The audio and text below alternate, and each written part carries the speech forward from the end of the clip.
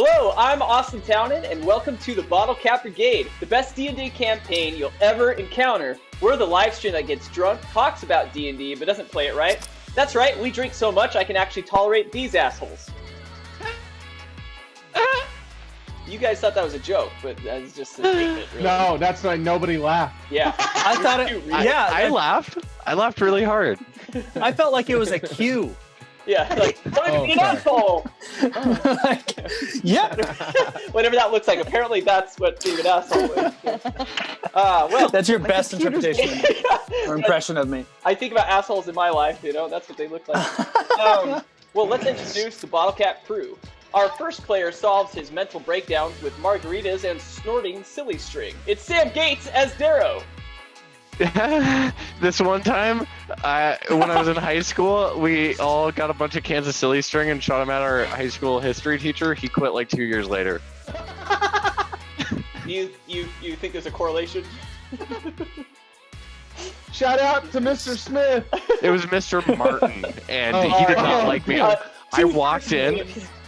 I have a story. I walked in to world history, AP World History in my junior year of high school, and we sat down and we opened up the syllabus, and it was all like 1620 America to like 1960 America, and I was like, motherfucker, this isn't world history. This is fucking the revolution for 20 chapters. What about Russian czars and shit?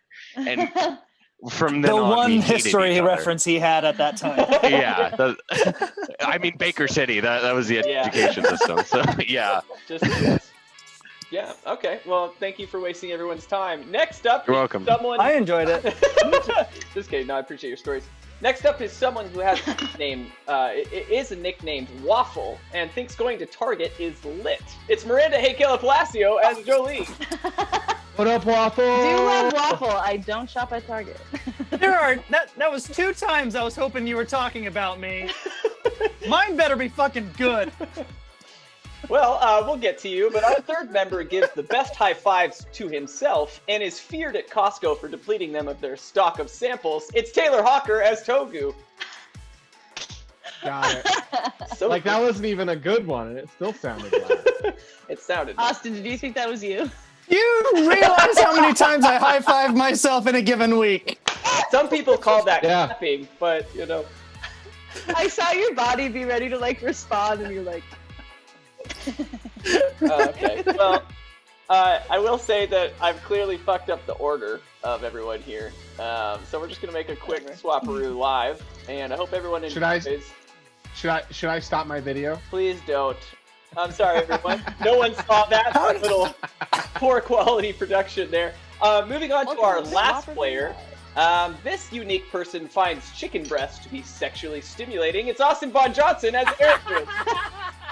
They're still boobies. Breasts are breasts. Technically, they're still boobies. Love is love, and breasts are breasts. Hey, gobble gobble, bro. I get you. That's right. I had chicken boobies for lunch today. Yeah. I have no response to that. I'm just going to make it weird. Taylor, is there anything you'd like to say? I would love to. So, as we all know, we have a wonderful sponsor here at the Bottlecap Brigade, and that's Dice Envy. And we've been talking about how rad their dice are, and one of the really awesome things that they do is they have these mystery sets of dice, right?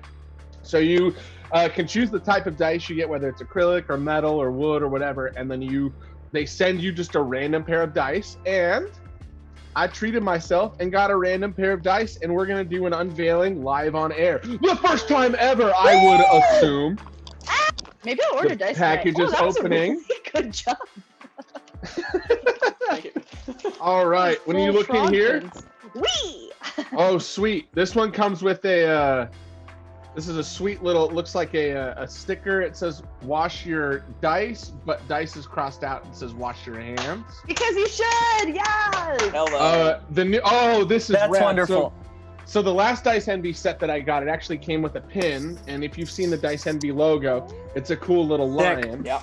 But this one actually came with a sticker, which is the same logo, but this guy's got a mask on. For the Alliance. I love that. One of my favorite parts about Dice Envy is they always come in these awesome little velvet white bags.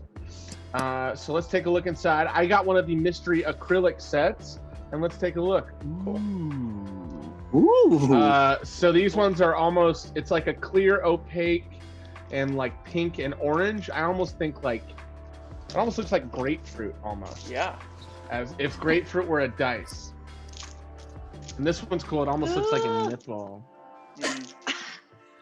Nice. So these are... Wait, a chicken nipple? Yeah, it looks like a chicken nipple. It looks like a chicken booby nip. It looks like the point on a chicken booby. Those are That's my my new favorite. favorite. I'm starving. But yeah, so if you go on to diceenvy.com/the Bottlecap Brigade, you can get awesome sets like this or different sets, you know, wood, metal, whatever you'd like. They're super affordable. They've got some that are really, really fancy if you're looking to kind of cut out and get some rad stuff. Otherwise, make sure you support us by supporting our friends at Dice Envy. So thanks for joining, and I can't wait to play with these rad little grapefruit dice tonight. Yeah. Actually, let's give it a Need test. nat 20s. First Let's roll. test these dice, all right? Nat I'm gonna one, do first nat roll. one, Do you want me to do it now, or do you want me to do it in game? Right now, let's see. Do it. Just do right it- now, we're do already it hyped. now, Yeah, but so do warm it up. You get, for- like- Come on. It's like a Polaroid camera. You get one free, you know, Oh, shot. do it and now, go to like film. it's a roll now for later. Is that what you're saying? No, sir? do it for Low Key Cole for subscribing to us on Twitch 3 days ago while we were away. Oh, thank Hell you. yeah. What up, Loki Cole? This one's for Hello. you. Okay. I rolled it. What? Ready for what the was it? session. Oh, he's gonna tell me later. What? No, you're cutting out. I can't hear you. Let's Oh just my play. god. All right. Well, I'm sure it was great. And without further ado, let's score some bottle cap. Welcome to episode 32, A Chance Reunion. Beautiful. It's a sign. It's gonna be a good session. Your mouth is dry. You feel slightly queasy. As if you've been in the sun for the whole day with no water. It gives you a feeling of unease. You watch as the guards are devoured by this horribly strong yet small blue female humanoid. A series of bites to the neck, making the infantryman's body come to a cold, sad stillness. Quiet is in the air. You all freeze as you watch the bloodied scene that lies before you, and feel the dead man's pain as this woman finishes her nightly meal, a sight not easily forgotten. Slowly but curiously, this Ganassi blight starts to lift her head from the corpse upon the ground to stare at you all. One by one, she looks into your eyes, moving along the line of Bottlecap Brigade members, all hampered and horrified within this sewer expanse. You're not sure if it's the small splashes of water in the canal or the slow drip of blood that cascades down this vampire's face that you hear, your heart beating loudly inside your chest. You would run away if you could, if only you could muster the strength to retreat, to make any movement at all. You are horrified. You are a mess. You are frozen with absolute awareness of the problem that sits in front of you. However, there lives one among you who has no such feelings of fear. No, not frightened by this sight. Confused, maybe, but not fear. No, this Air Ganassi has only one feeling bursting inside his chest at the sight of this vampiric enemy. And that feeling is love. Air just stares upon the sight of the bloodied corpse and the ghoulish state of his kin, looking at no other than Aether, his only daughter. It's been 7 years of continuous wandering, searching the countryside for any sign of his family, the only reason he continues to live on. And now, his journey is finally complete. As Aether moves along, every person in this room finally locking eyes with her father. The exposed teeth that drip with blood are slowly moved to be hidden behind her lips, as sadness, confusion, and shame covers this vampire's face. Ergis, for the first time in many years, you see your daughter Aether.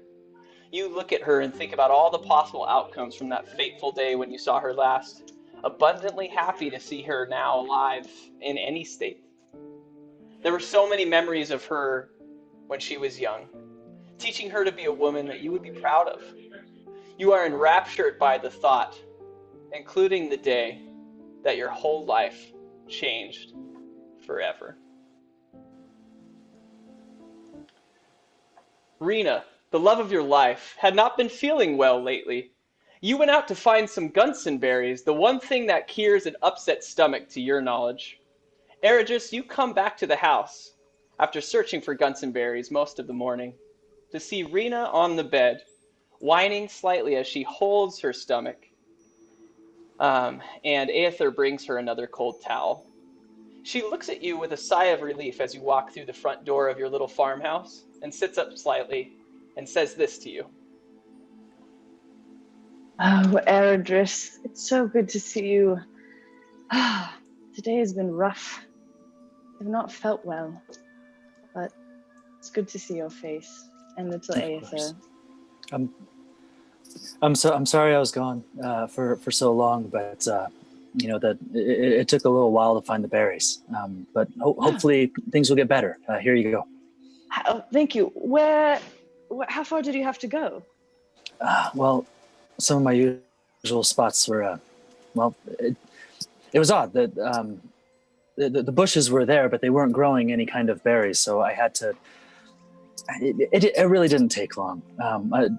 The point is, I'm here now, and hopefully these will make you feel better. Thank you. When you say the berries, the bushes weren't giving berries, was there any kind of blight to the tree? That's so strange. I know. I didn't pay a lot of attention to it. I was really just focused on trying to find berries as quickly as possible and get back here. I know how it must feel to be sick, and to see you in this situation has not made me very happy. So. Me either. But it's fine. You know how I love nature. Just wanted to check in. And you, Aether, how are you doing? Sorry I was asleep for so long.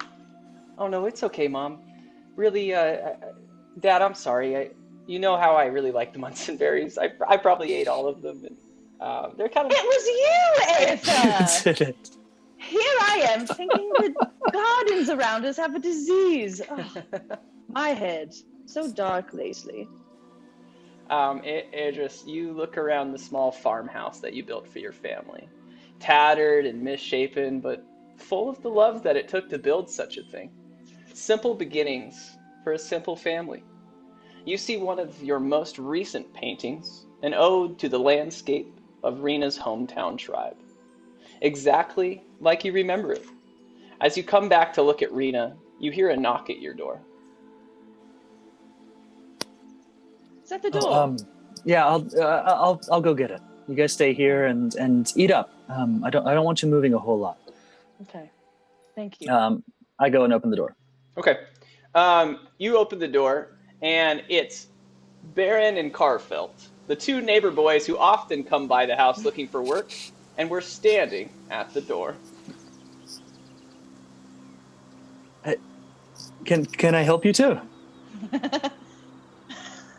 Hey, Mr. Erdris. Hello. It's me, Baron. Yes, of course, Baron. And you know my brother. How can I forget? Hi, Carfelt. How's it going? I'm Carfelt. Hi. You sure are. I am. So, Mr. Driss, we were curious if you had any odds and ends and stuff around the farm that you might need some strapping young boys for. And we'd be willing to work for for crops. I can pull your weeds. Oh, okay, yeah. Well, hey, boys, you know how much I appreciate your work ethic, and you do. You definitely do. You appreciate it enough to pay us in gold. We work pretty hard. Yeah, but this isn't actually a good time. There's always a good time Hey. to give us gold. That is true. That is very, very true. Hey, And I hey. think that yes. Hey, brother, I'm gonna elbow him and be like, "Hey, we're not working for gold. We're looking for potatoes." Oh, I thought we could maybe buy potatoes with the gold. Oh, good idea. Good. But if he has, Mr. I like Driss, do you have any potatoes? I'm assuming I have potatoes, DM. Your whole farm is a potato farm. Good. Okay. Yeah. Well, I'll tell you what, boys. I really now's not a good time. Rena hasn't been feeling well, but if you guys are hungry, why don't you go pick yourselves a basket of potatoes and you can come back later and repay me with work. Rena, we're feeling better. I just rolled for it. Miss. Erdris, is that? I'll yell from the room. Is that Baron and Carfeld back? Are they looking for work? Is that what I'm hearing? Yeah. Hi. Hello, Miss Rena. Hello. I'll kind of get up off the bed and have Aether kind of hold my hand a bit as I'm walking down. Are you guys hungry? Do you want the potato soup that I make? The famous Oh, you one. got some potato soup? I don't have it on. I don't have it ready yet. But why don't you show the boys the good potatoes to pick, the special ones with magic, and we'll have a good meal that'll keep us full for a very long time. You've had There you magic go. potatoes this whole time and you haven't told us? The starving children that lived close to you? Yeah. When she says magic potatoes, they're and I kind of like look over at Rena and like I give him a they wink. are absolutely magic. They're Absolutely. so magic, and you guys are really going to enjoy these magic potatoes. But the thing is, with these magic potatoes, only Rena can access their magical powers through her amazing cooking. So that's why. Yeah, make a deception check. Let's go with. Oh, that's a 19. Yeah, you guys. Oh, shit. Yeah. Baron, they have magic potatoes. It'll fix that thing that's been going on with your butt lately.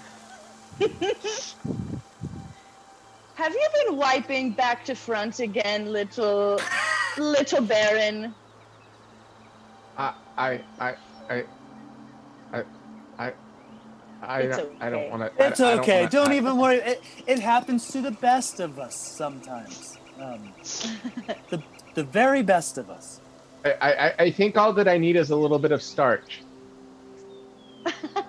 That's all you need, Perfect. buddy. We're having a lot for dinner. And maybe magic starch. That's right.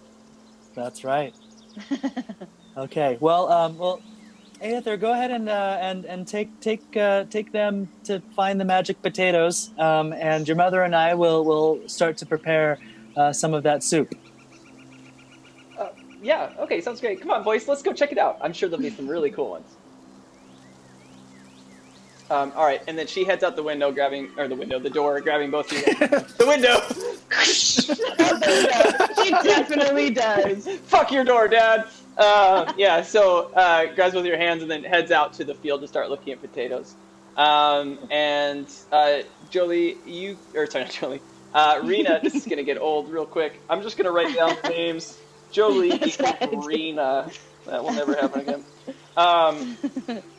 Rena, you close the door behind him, and then you also look at this painting that Eric just did, and you just remember these like fond feelings of the town that you grew up in, or the village that your family founded, and you just feel the need to reminisce with Eric just about it.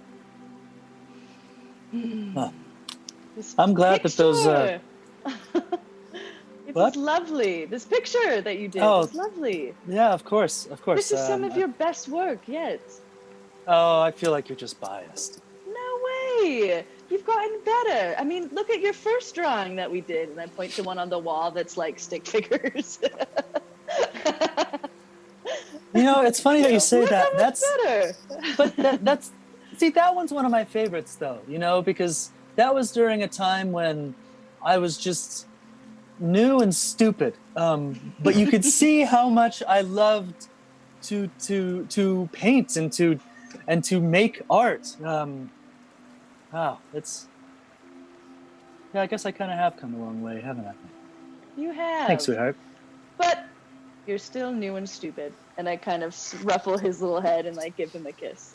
Oh, not that stupid. You know who's stupid are those two boys. But I think that's how they work so hard.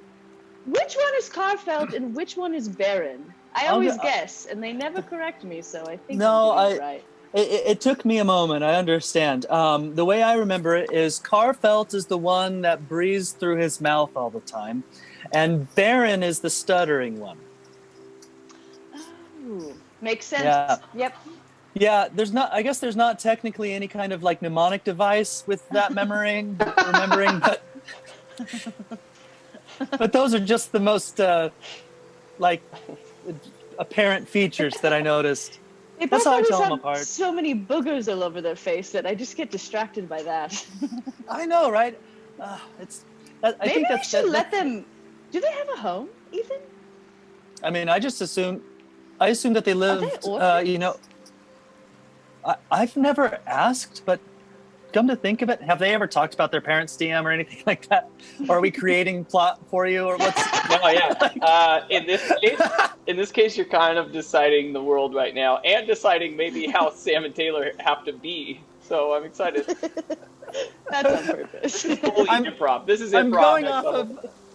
I was going off of Sam's just like hanging open mouth with the teeth.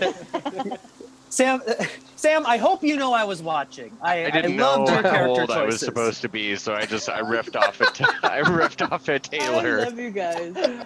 I'm like, there was a whole probably like 10 seconds, I think, when the whole thing started, where all I did was stare at Sam and see what Sam was gonna do, and I bet Sam was doing the exact same thing. I was doing the exact same thing. I had fucking no clue.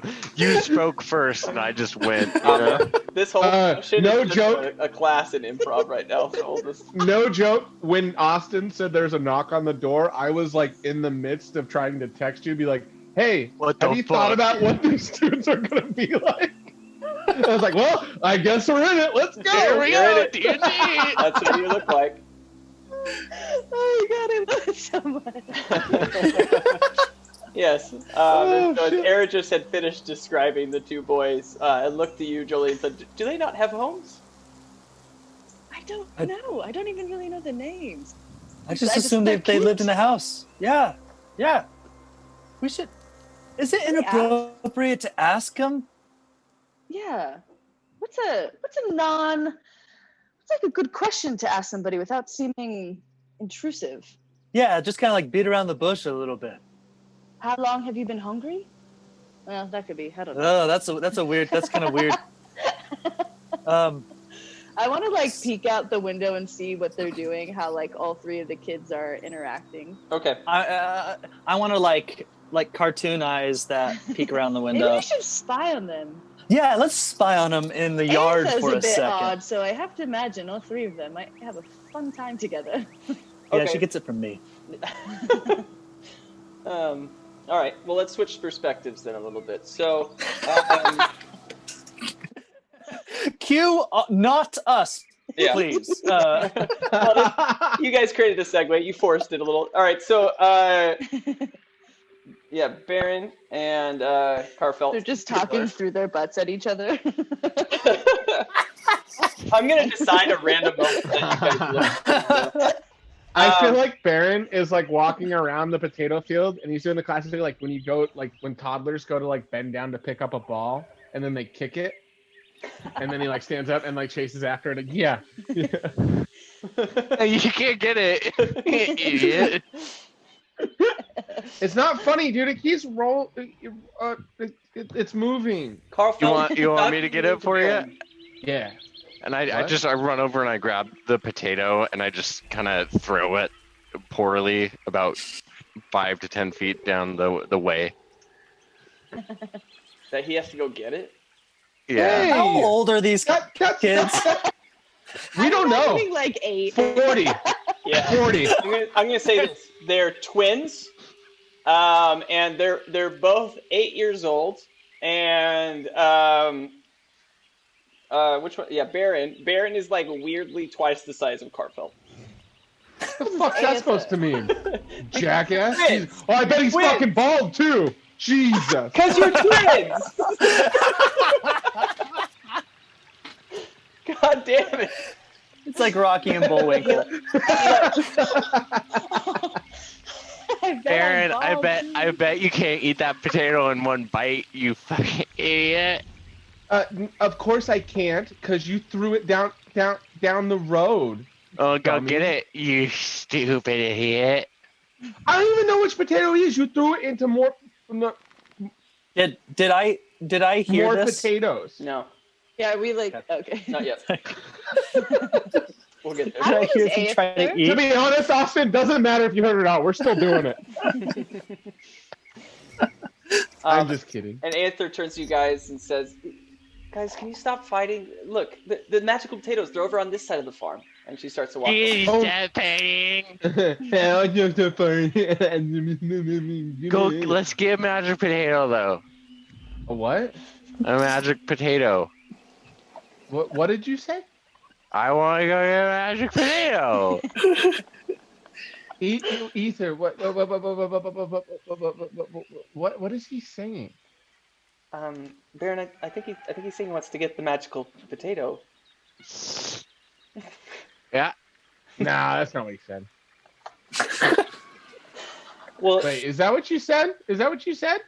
I want to get a mashed potato. I want to eat it. I still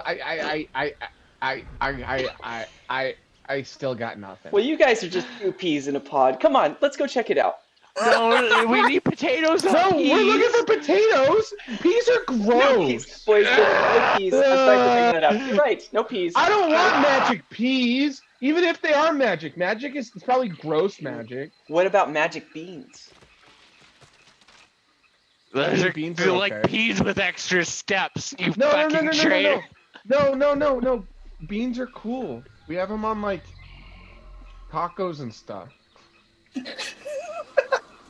Taco. right? Isn't Which let's just break down where we are right now. In the native land of Salem, you'll find at the very bottom left of this map, there is a healthy supply of tacos, which always has magic beans in them. Wait. Would you say that the beans are like it's like a magical fruit, or is it just like a magic bean?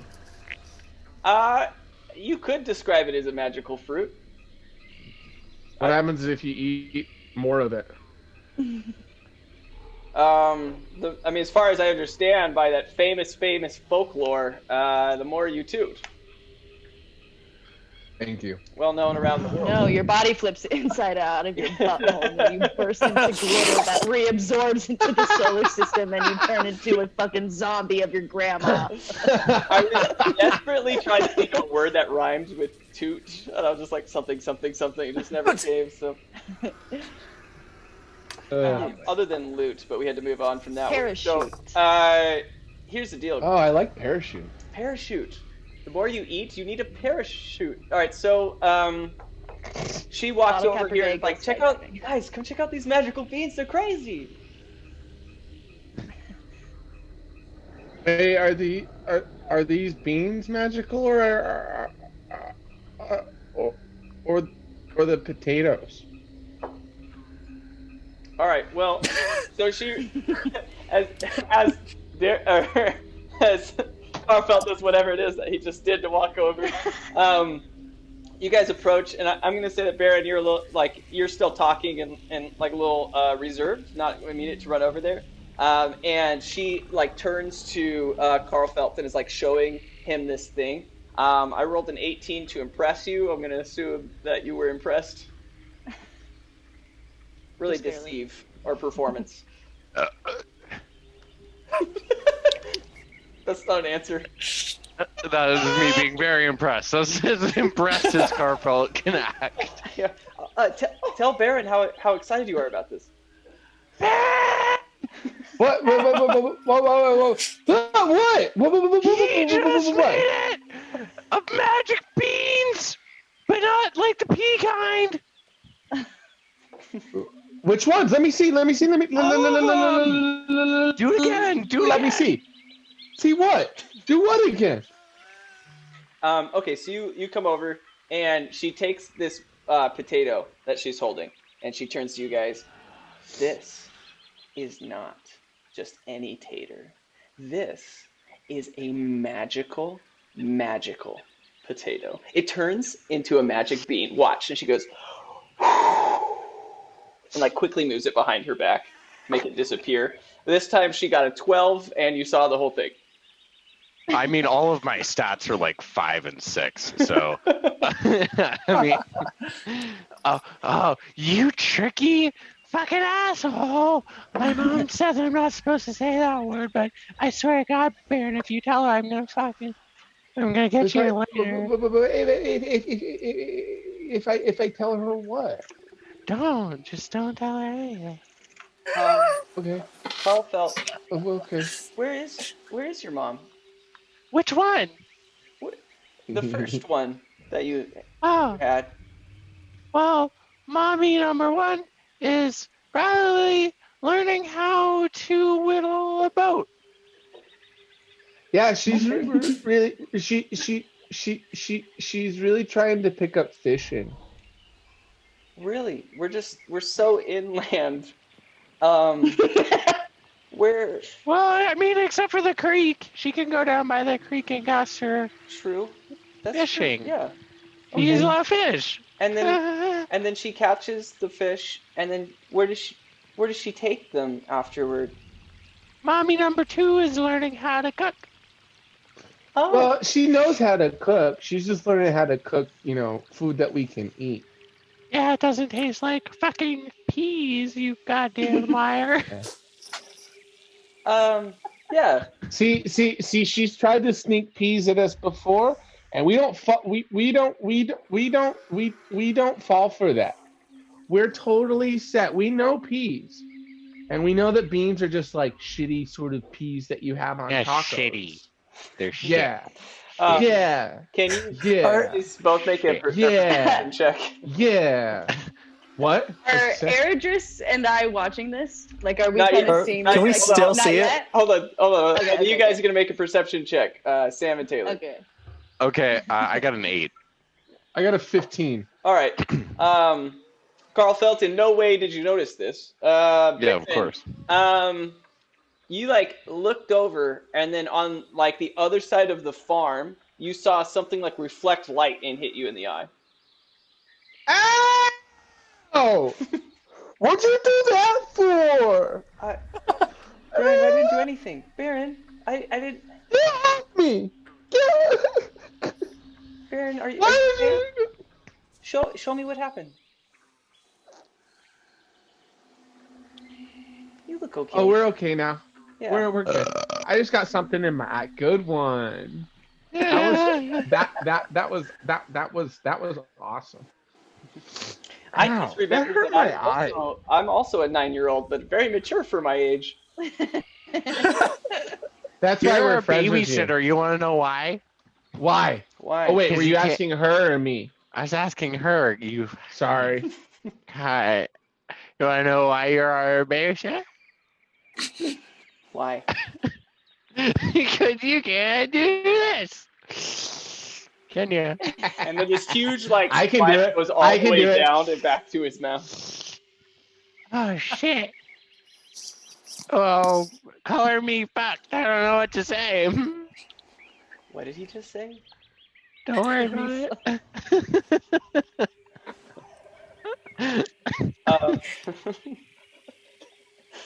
Thank you for. Are we still watching this? Yeah, I was hoping something would happen, but nothing did.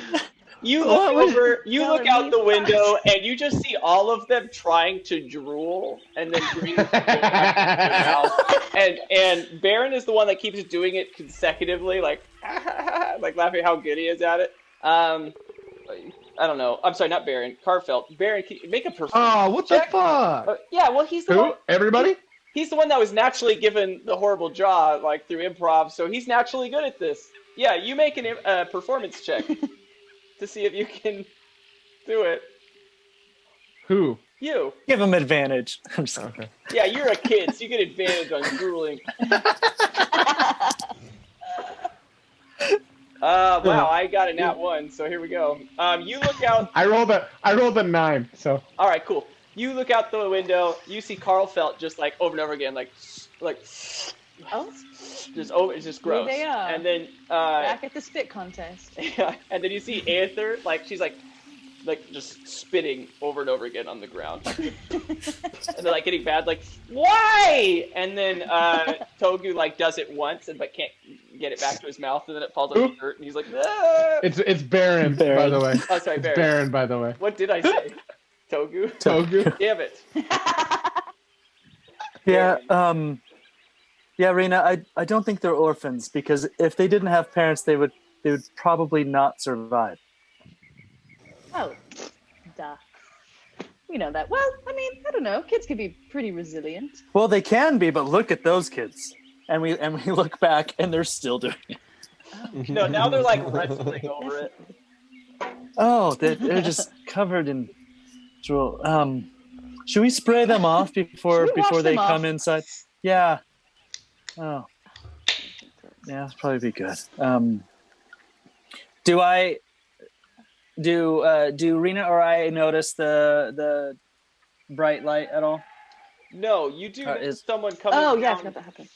as you guys are laughing, kind of, and whatever it is that you're expressing when you look at these. Laughing at everyone else's kids? Yes, yours is doing it too. You see this like well-dressed, kind of like elf noble coming down the road. You see him walking, and then he's got one bodyguard with him, and he seems to be coming down the road that. And you watch him turn on the side of the road to then come towards your farm. How far away is he from Carfelt? I'm gonna let him have a reaction, but technically you're much closer. But we'll let you do that bit. We both see that, right? Erdris and Rena? Yes. Okay, I yell out the windows. Kids! Kids, pick out your magic potatoes! You have 5 seconds until the lights come back in, and I'll cast dancing lights and have them kind of dance around the kids. 5 seconds, Like guys. glowing. Let's go. Come on. Come on! Oh. Can I I'll go have see what- water, Erdris, before you leave? Baron Well, wants to stay course. focused on spitting. Grab me a water. I run over and get some water for Rena, and then hand her whatever container of water exists. I was gonna say glass. I was like, wait, does glass exist? Anyway, sorry. A I'm lemon gonna say that you guys have a big pot of water that you do Yeah. in the river once a week. Here's your pot, and then I'm like, I'll go find out what this that guy wants. Perfect. Yeah. You Okay. know the signal if anything gets weird. And I Yes. kind of slap him on the butt and give him a little kiss. Okay, now go on, my young weird boy. Whatever you said before. Why is he? Only call me that in the bedroom, babe. Did Carfelt hear that? Did Carfelt hear that? Okay, no, you did not hear When that. no The kids door's are in closed. the house, the whole house is Yeah, the bedroom. the door- darling.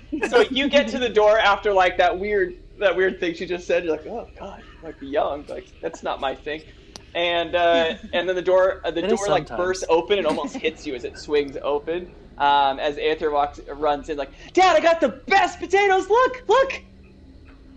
Oh, those are so impressive. Great. Go take those to your mom. She's going to get the potato soup started here soon. Where are the 2 boys? They and she like looks over and you just see like Carl Felt like with his mouth open like he's doing like walking towards this elf, and Baron like still trying to like bring his spit back to his mouth, and he's like, "Hey, wait!" All right. Yeah, take those. I'm gonna go take it. Boys, don't. Come here. And I want to like rush over. And like. Here, boys. Yeah. Try to greet the. I kind of the cast my elf. dancing light, so it's right in their faces, kind of like trying to push them back, like no. like horse blinders. It's like- Just kind of like dinking them on the face. Come in, you rascals. Do I feel inclined to go in, DM? Yes. And the lights freak me out. And I just turn around and fucking run back in. Turn around and run. They won't stay in your face. And Baron is like catching up to him at this point because I was still focusing on the spit, and he runs past me, and I just want to be like, "Wee!" And I'm just following him. Like, you're supposed to wait for me. Cool. Okay. I just like move out of the way as the kids go past me. Yeah. All right. Go. It's okay. Yeah, they're doing it. This episode is going to get fucking exhausting. Yes. Exhausting. I will kill you guys as soon as possible. So. Ergis, did your family have any pets? No. Yes. I mean, they can. Yes, they did. I forgot. Yeah. I wrote the backstory like freaking 4 months ago. Oh no. Or 6 months ago. This isn't your mistake, but yes, you do have. Oh, okay. You have a dog, and you also have some bunnies that you kind of own that visit you often. Oh. It's 2 bunnies, and they're both girls, to your understanding, because they haven't seemed to create many more copies of them. And you've named them. Oh, Linda and Tread. Linda and Tread the bunnies. Yeah. All right. Linda, you better tread lightly. Oh shit. So you run over to this elf, or you're walking towards him as these 2 little 8-year-olds run by you. Yeah. What would you like to say? He's like fully approaching you. Hello. Can I help you, gentlemen? Well, I'm assuming are they both dudes? Yes. What's happening? Yes. Cool. Can I help you? You see, I'm searching for Ergis of the Salem Monastery. Do you know where I can find him? I was told he was somewhere near here. I look back at the house real quick, and who wants to know? Well, I would say I'm an admirer of sorts. Someone who really values Ergis and his work. I have seen some of these things, some of these paintings that he does, and I'm very interested in possibly purchasing some. Oh, well, of course. In that case, yes, I'm Ergis. I'm Craig. Hi, Nice. Craig. It's very nice to meet you. Indeed, I've always thought of a character's name beforehand, every single one of them. And you guys shake hands. I've been told he's quite an expert on landscapes. Oh, I'm right here. You can just. Oh. Right. Yeah. I'm Ergis. You don't have to refer to him. Is what I'm saying. I'm just. You're Ergis. Well, it's wonderful to meet you. Of course. I love your work. It's incredible. Well, thank you very much. It's just it's just what I like to do to not only pass the time but help provide for my family. Indeed. Well, possibly I could help you do such a thing. I'd love to see things that you've been working on. Possibly enlist you for a commission. Oh, well, we're actually just about to start dinner. So Before I finish that statement, I want to make some kind of perception check to determine how perceivably dangerous this person might be. Yes, let's do an insight. We're using insight right. We're using insight right. We're like learning. But I nat one'd it, so. Oh shit. Wow, this is some meta shit. You think he's a bad guy? Oh, okay. Well,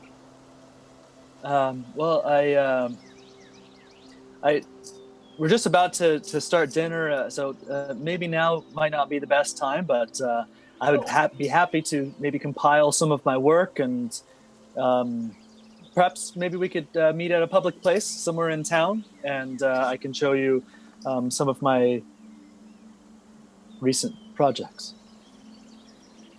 Absolutely, yes. I apologize for intruding you in your home. Has next fortnight work for you? The next fortnight would be excellent. Wonderful. Well, great. How far away is he from me? Why does Sam ask that in every scene? It's like, what is he up to every time? He's like, can I see him? I'm like, no. He's like, bah! I thought he's in the house. Just like peeking up in the windows. Carl felt he's far away from you. Okay, I want to try and spit on him. And I turn over to Baron and I'm like, I'm gonna try and spit on him.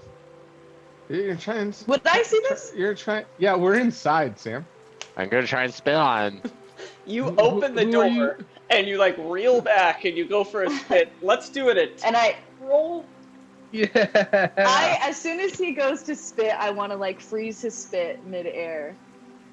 Oh, Also, So I feel turn like it into I a might react to projectile. the door open. you hear like this door opening, and you see this. Rena, you just see this kid like you're like, I'm gonna spit on him, and he like pulls his head back. There's a lot of things at play here. Why don't you roll? Let's do athletics against each other. Darrow, Okay. Carl Felt and Rena. Okay. Well, and Rena, are you trying to help my attack here by turning it into ice? I was hoping the weight will make it drop. Just for it to like, freeze it, drop, and then like grab you by your little neck. And, like, Well, I got a 4. Scruff True to him. character. Yeah. I got a 2. Oh my god. All right. right. So this is what I'm going to say is he... make your attack roll now. Okay, to hit. Yes, you're pretty far away, so let's say heavy disadvantage, which is just disadvantage with an adjective.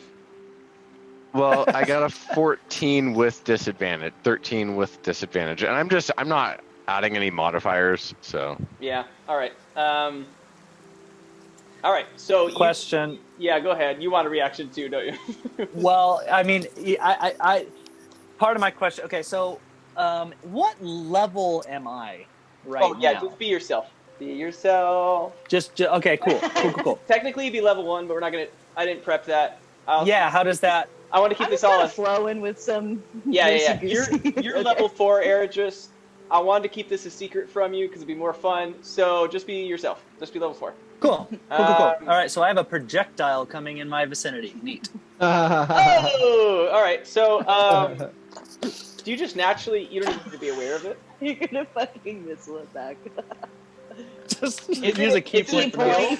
I can't remember with monks. Is it a skill? Like, do you have to use a key point to do it? No.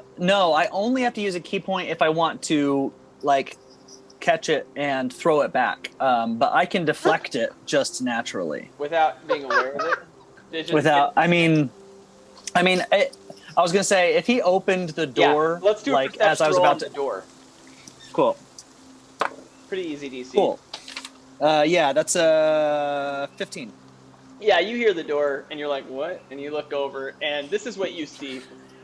You see that annoying little shitty tall Carl Felt open the door. Or no, he's short because Baron's the taller one.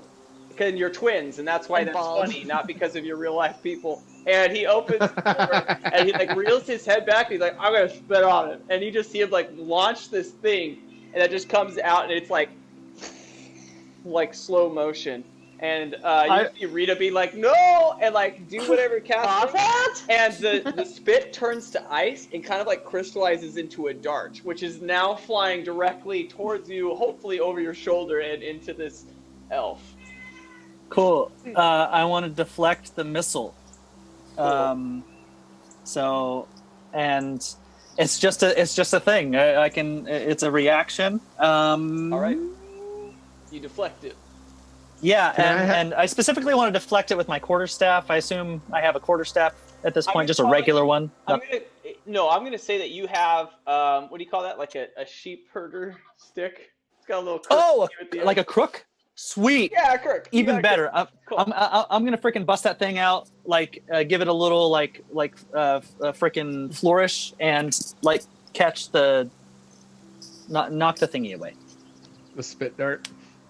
Knock away the frozen spit dart. Okay, so the spit dart turns into an ice dagger, basically like an ice it would hurt. And so this thing's flying, and you just like immediately like turn and see it after the door's being opened. You're like, and you just smack it off to the side, and the guy and his bodyguard are both like, oh, wow. I want to push him out the door. Just like little brother, like 2 hands, just shove him out the door. All right, just make an attack roll. I don't know, +2.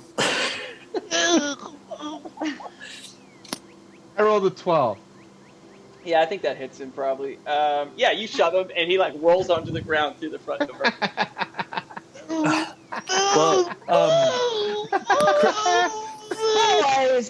Boys! Craig, as you can see, we have our hands full with the neighbor kids. I want to stand over his head and try to do the drip thing. Oh God! Don't! Oh God! No! I try to spit in his mouth, to beat him to it. Okay, we'll come back to you guys. So the Craig looks at you. Spit contest. Absolutely. This seems like a bad time. Also, I haven't seen any houses for miles. Who are the neighbors? Oh, it's a ways away. But yeah, these kids they live with their moms.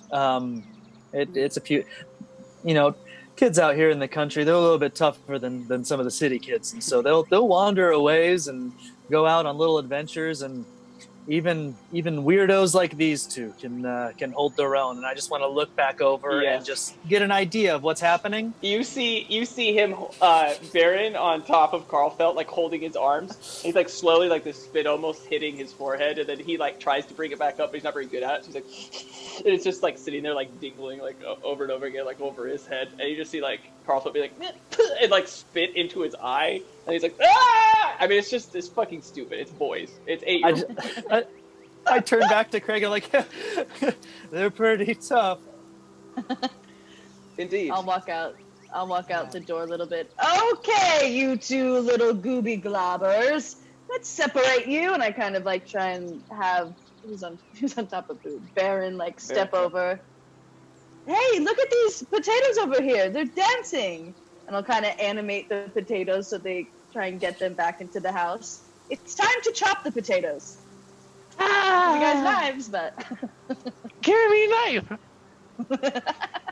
I want to promise we will stay here and focus. I promise. Wait, do we both get knives?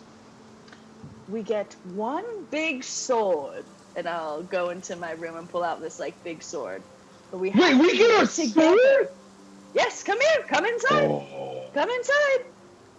Eridris, is I everything sprint okay? as fast as humanly possible. Yes, I want to race. everything's fine. I'm racing him to the door. Okay. I'll be in there, and The in just a moment, potatoes are following you. I turn to Craig and I'm like, sometimes we bribe the children with swords. We never really give them the swords. It's a parenting tactic. I'm sure things are very different in the countryside. Well, sir, I bid you adieu. I will see you next fortnight. I will see you next fortnight, Craig. The city, wherever That is that we Yes. both know what we're saying. Yes. So we will. Oh, see which- I mean, there's only one city you could be referring to, so That's I know right. exactly which one you're talking about. Yep, we'll see you there in the at a fortnight. place within it. Yep, and it See just. you then. And you I'll just- track you down. I'll track you down, Craig. Is there? Do you have a title of some kind in case I need to ask around? Craig, son of Barkley. Son of Barkley. Excellent. Okay. Great. Thank you, Craig. Absolutely. As- I appreciate your time, and then they start to leave.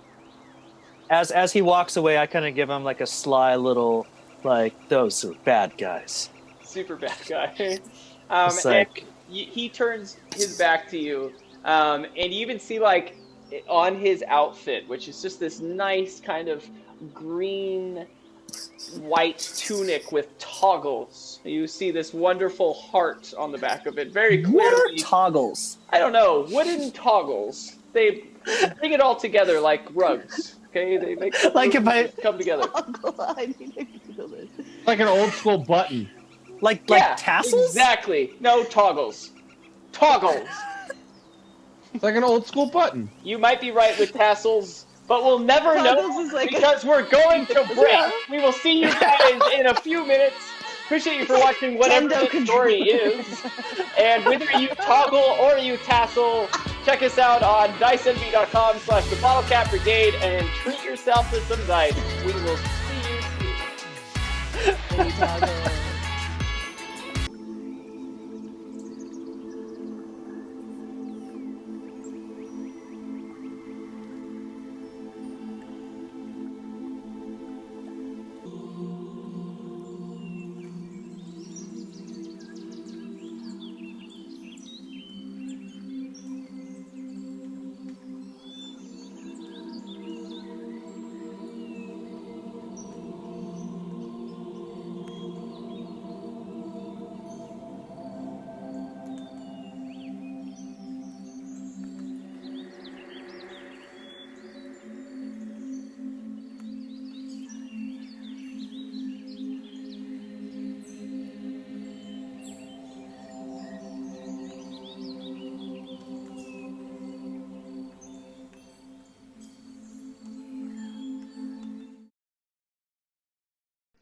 Hello and welcome back. I was struggling to get the audio to work right, but we're good. Austin, take it away, brother. Yes, thank you guys so much for tuning in to our stream. Click the follow button if you haven't done so already. Also check out our YouTube channel where you can see all the episodes that have happened, or at least all the ones that we've streamed. We've been doing this for quite a bit, so you can go and catch up on old episodes. Also check out diceenvy.com/the Bottlecap Brigade for all of your dice needs. It helps them out. Obviously, it helps us out a lot. And as you do that, our content gets better and more supported, and we appreciate that from you guys. But thanks for watching. Check out all of our things. Yee! Yeah, awesome. So you guys have now gone all into the house and somehow collected potatoes through Aether and Air just going back outside to get more potatoes, as the boys did not help at all, and have started to cut potatoes. And Rena is starting to make a soup, and you guys are all sitting around the table. Baron and Karlfeld are like still kind of like fighting amongst each other about like who has like the best fork at the table. You just see Ada sitting there like not understanding, like she's like, I don't get these boys. And at some I point, turned to Rena. I'm like, I'm so glad that we had a daughter. Me as well, but there's something charming about these little silly booger faces. Oh, don't get me wrong. They're charming as shit, but holy hell, these guys. Okay. like, stop! That's gross, Karlfeld. Stop! Close your mouth, Karlfeld. Your soup's gonna fall out. Yeah, Do I need to freeze your tongue?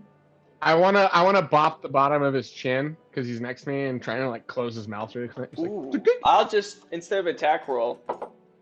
Is Oh his tongue fuck, about man, to fall that off? hurts. You like almost you bite your tongue a little bit. Wait, let me react to that one moment. Oh god damn it. Where is this going? Sorry. I had to close the door to my soundproof studio to not bother my significant I was other. like, what does that mean? Yeah. Boys, do I need to freeze your soup right now and kick you out of my house? Or can you behave? I'm kind of starting to choke on blood. Okay, I are you cast bleeding? healing word on him. I give him a big old like pat on the back, just like. And then, am I bleeding at all from it? I guess you are now. I just spit blood forward. Just a spit take of blood and saliva that I've been holding in my mouth for the last 2 minutes. Ah, Dad! He was choking. I'll get some towels. He's not choking. He does this all the time. Can you boys sit and eat dinner a little bit more properly? You know we love the weirdness, but you're being a little too much. You're guests Carfelt. in this house. Carfelt. She called you weird. I'll show you weird, and I'll just wink at the daughter. What is... Eldridge, should that we send these boys?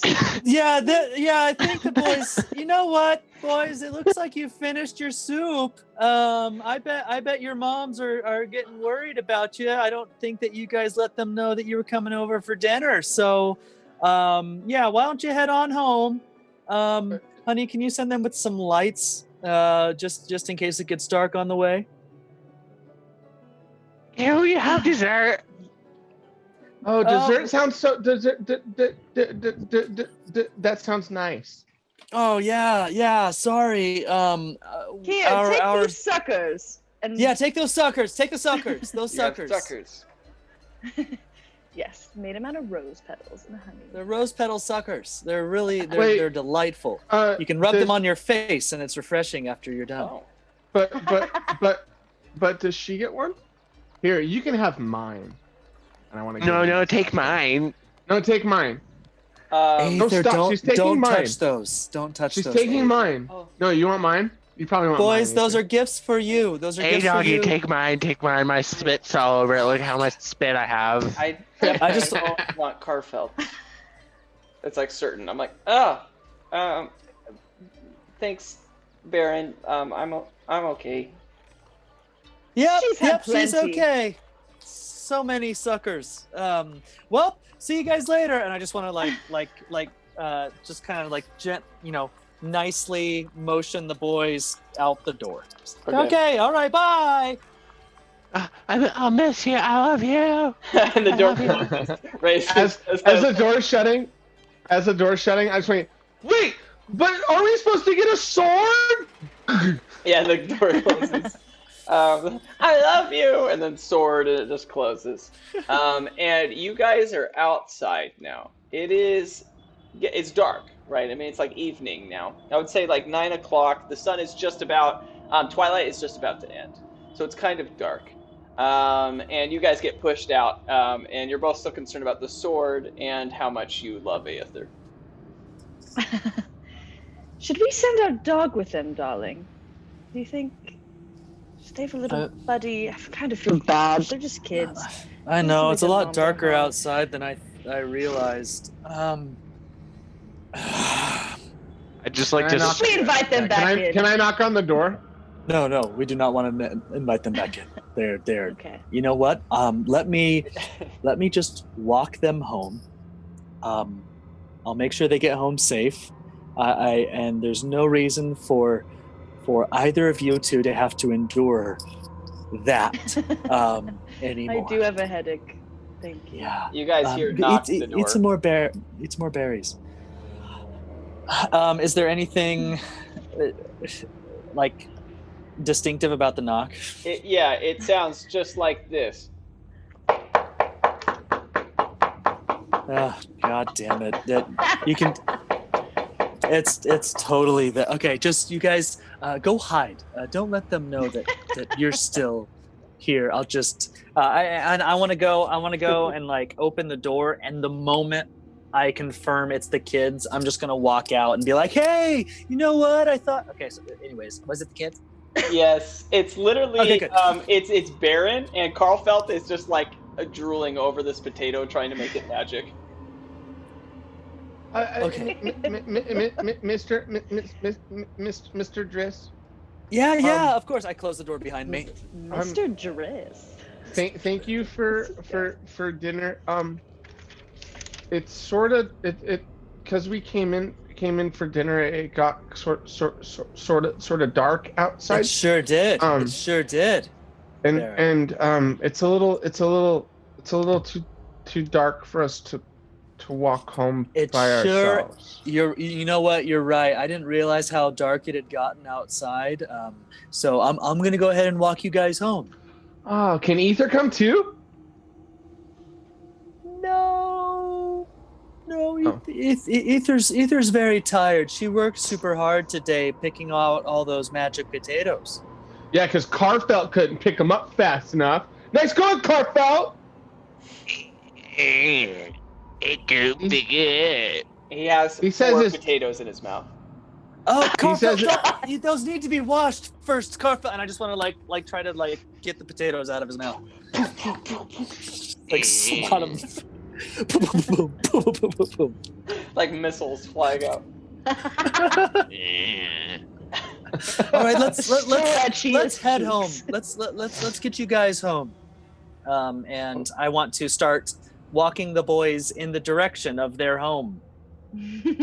Wherever that may be. Fine, I'll go home with you, but Can all 3 of you make a acrobatics check? Sure. 10. Sure. Dropped my dice. Oh, Hey, cheers. I have some fresh Cheers. lemon For those of you water. watching at home, if you didn't know, one of the biggest rules with the Bottlecap Brigade has to do with these wonderful dice NB dice that we've all got. If a dice is dropped during our stream at any point, everybody watching, playing, you take a drink. So since VJ over there dropped his dice, cheers. cheers. I got a 10. Okay. Everybody else? I got a 3. Okay. Carl Felt. Oh wait, I got a 10. yeah, 3 or 3 All right. or. Okay, you guys are starting to walk towards the road at the end of the potato farm, walking through the potato fields. And you're starting to walk, and Togu, god damn it. Baron, you trip. I even changed my name on the stream. Yeah, it's because I'm looking at the stream, and it's your name. All right, doesn't matter. Oh, I got you. Baron, you trip on this like tiny like metallic thing.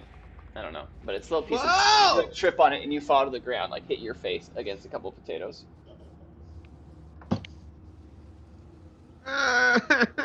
Oh, Baron, you okay? Did you fall down? I just want to help Baron up real fast. Like, what happened, Oh. buddy?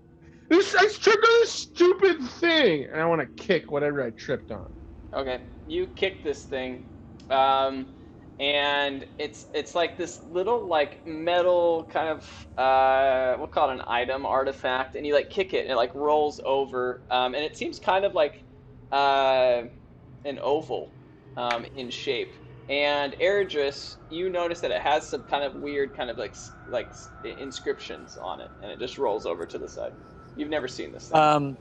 Oh, that's kind of odd. I want to pick it up and examine it closer.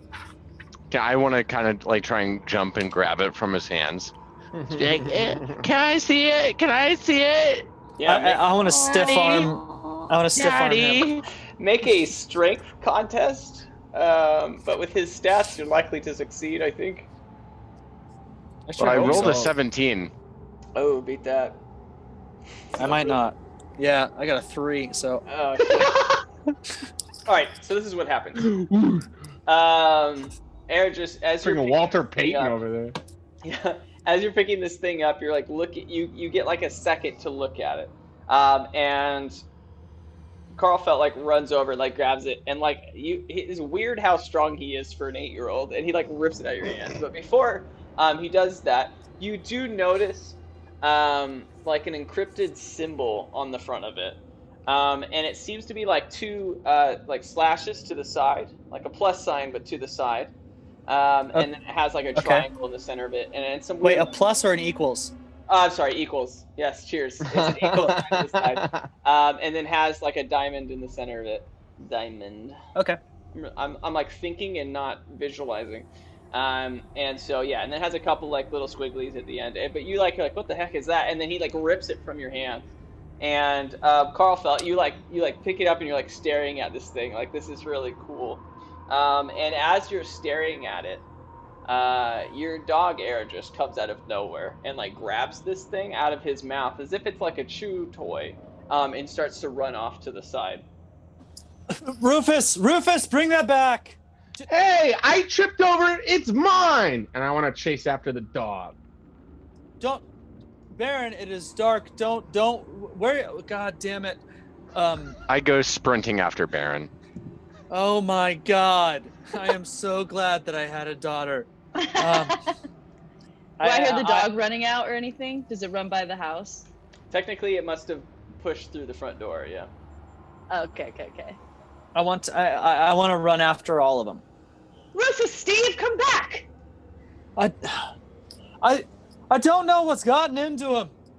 I yell back to Rena. Aether, do you want to run fast today and catch a dog? I I'll guess. cast haste on you. Remember how fun it is. Okay, Mom. I mean, yeah. If that's what you want. Oh, you don't have to. It's okay if you don't want to. I just know how you mean, like to run fast. Of course. Or is it too late? Is it too late for that? we can look at flowers and put the flowers in our science book. I just don't feel like it. It's fine. It is fine. I know the boys are weird. It's fine. It's like, yeah, I guess if you want to ruin the story, yeah, I can run after the dog. Sure. Okay. Okay, never mind. Flowers sounds nice, Mom. I don't know. It's been a long day. The boys, they make my head boil. Yeah, they spit so much in each other's mouths. They're so gross, Mom. They're so gross. I'm sorry I sent you out there with them. I thought maybe you could, you're so mature for your age. Maybe you could be like a role model for them. But Well, I get it. They're annoying. The short one's kind of cute. Baron? No, the short one. Corf. Oh. Not Baron. Oh, little Carfelt. I mean, he's okay. I don't know. Well, such horse shit. You are getting to that age where people can. You are getting to that age where people, can give you those butterflies in their stomach. Moths. What? We're gonna RP the birds and the bees, like literally. Going. We don't have to. Well, when I was young. No, Mom. But a stop. mommy gnome and a Oh, daddy okay. gnome love each other very much. Or a mommy and a mommy, or a daddy and a daddy. Or a mommy and mommy. Or just non-binary people. So the two boys are chasing the dog, which, as Rena so wonderfully yelled the name of, which was Rufus Steve, goes running off into the distance. And then you watch as Baron and Carfelt chase after it, Ergis, after this dog. When air just runs by, I go, but way louder. You still got it, I run a little bit faster, and I start to Naruto run at that point. Yes, it was that moment that you learned to Naruto run. baby. I'll cast dancing light, so it's kind of like on the side of you, also like strips of light. Like anime, like yeah. All right, well, you guys chase this thing. I'm gonna say, who did this first? Of the two boys. I chased after it first. Okay. Baron did. Baron is leading the way with Carfelt, the shorter one, chasing afterward, and yeah. So you guys chase through some like into this like forest area. Now, Eridris, you know this forest area pretty well, only because near your house is like a large opening in the forest that goes up this mountainside that heads to the monastery. And the monastery is where you go and you do your meditation every day. There are a couple other people that live at the monastery, which is why you built your home nearby. So you do your meditations there daily. It's often where you paint and different things. However, they passed that by a long shot and continue to go into the forest area down the side of the mountain instead of going up the mountain. And you watch as these two boys, one disappearing after the other on every turn behind every tree as they're running along. And eventually you see the back of Baron. And you just see him stop. He's stopped moving. And he's just, you see him kind of like trembling as he's looking in front of him. So the moment I see him, I'm like, boys, it's not safe to be out here in the forest, and I run to catch up to him. Okay, Baron, I'll let you kind of react to this scenario, but basically you're concerned for your brother, and before we announce what's happened, but you also hear Eric just yelling, which is not ideal for this scenario. What do I see?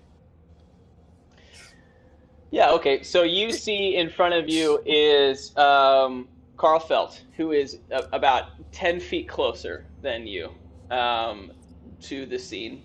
And on the ground is Rufus Steve, dead. And hovering over this dog's body is a large adult owlbear who is just... You killed the dog. That is you broke the rules of storytelling. You never kill the dog. Damn it. Heartthrob. Baron is completely frozen. Yep. Nothing. Like completely frozen. You've never seen... Can I see this too? Well, in fact, you are like 8 feet away from this thing, because you ran and then saw the dog and then looked up. Is the scenario you saw? I mean, you're like almost within range of it hitting you. Bear, I don't like it. I don't like it. I like it. Quick question. Can owlbears fly, or are they just... No. They're just bears. Okay, cool. Just fucking bears. Cool. I'd like to why are immediately they turn owlbears? back and run away. D&D is Do they have weird. owl faces? They have owl yeah. faces? Yeah, they kind of do. They're like weird looking. Let me look. They're like owlkin on WoW. It's all... Yeah, no, they totally have owl faces. But they're basically like huge bears with owl faces. I don't know how else to describe that. Oh yeah. I don't think They can got big fly, old talons. but they do have, yeah, they do have like big arms that kind of feathers on them and like talons, but I don't think they can fly. They're nasty as shit. Those are gnarly looking. Yeah, they're not cool. Not cool at all. Let me know when I catch them.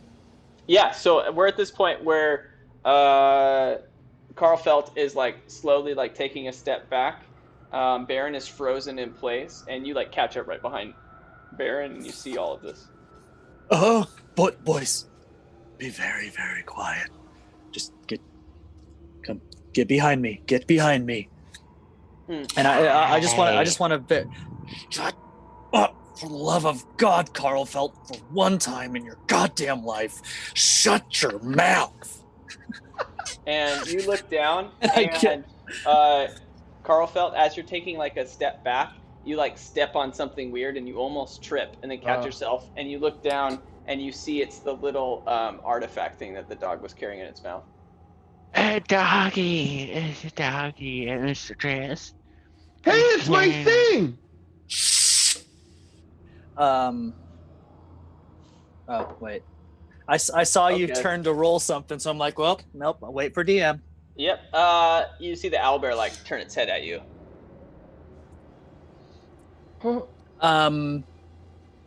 I want to I'm gonna cast levitate. I'm gonna be like mingle with the wind, and I want to make the owl bear levitate.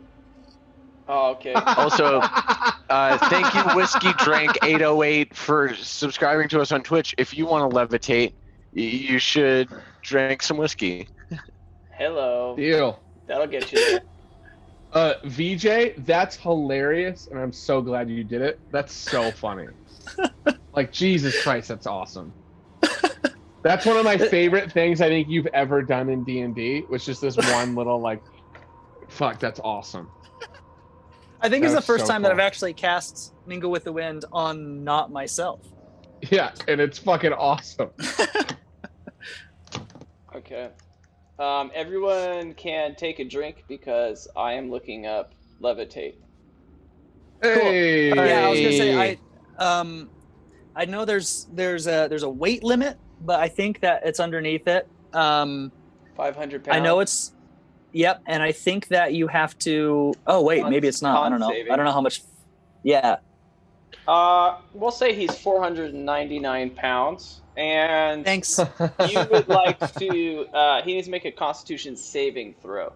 What is the spell DC that I'm fighting against? Here, just. I bet it's a 13. If it's a 13, then he certainly is now levitating. Yay! So the target can move only by pushing or pulling against a fixed object or surface within reach. How far is he? Up to 20 feet. Would you like him to elevate up to 20 feet? The whole frickin' way. Holy shit! Yeah. Wow. Well done. So He'll be floating there for a little bit. This is the best boss fight ever. Like, I can't wait until like we're in a real session or like in a session later, and we're like, and he goes to attack, and you're like, I'm gonna make him float. Like, fuck. What is the duration of this spell? I want to say it's like Doesn't tell it's me. either 1 minute or 10 mintes. I know there's a 1 involved. Can you hear me? Up to 10 minutes. It's your concentration. What does concentration mean? It's Ooh, whatever that's a your good question. concentration roll is. Whatever that number is the amount of minutes. So if right? you Up to 10? if you use like any other magic or something like that, like you Lose concentration. that would like, right? Yeah. Yeah. Or if like you get like a Or really you bad took hit, damage. I think you lose Yes. concentration. Yes. Okay, cool. You can have up to 10 minutes. Cool. As long as Boys, we need to get out of here. Go back to the house. And I want to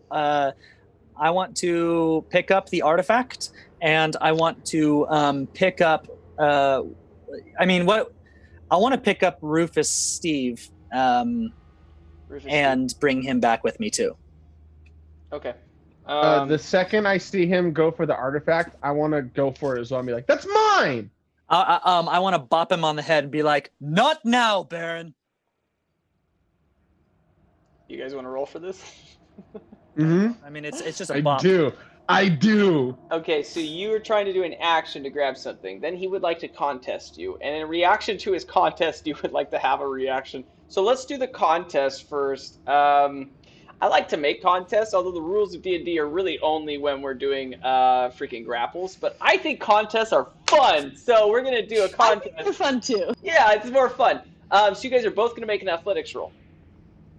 I clarified for anyone watching that I understand some of the rules of D&D, and I'm choosing not to follow them. Also, for everyone at home, anytime we don't know the rules or make rules up, just drink. We drink. I also every 30 seconds. Everybody drunk as shit. Let's fucking go. What were the rules? I got a 19. I got a Alright. 14. Why are you being beaten by these children constantly? Damn dice! Because my athletics sucks, and he wants to die to an owlkin apparently. So it's like. All right, he grabs it. so- now you can do an attack roll, and you can bop him, as you said so nicely.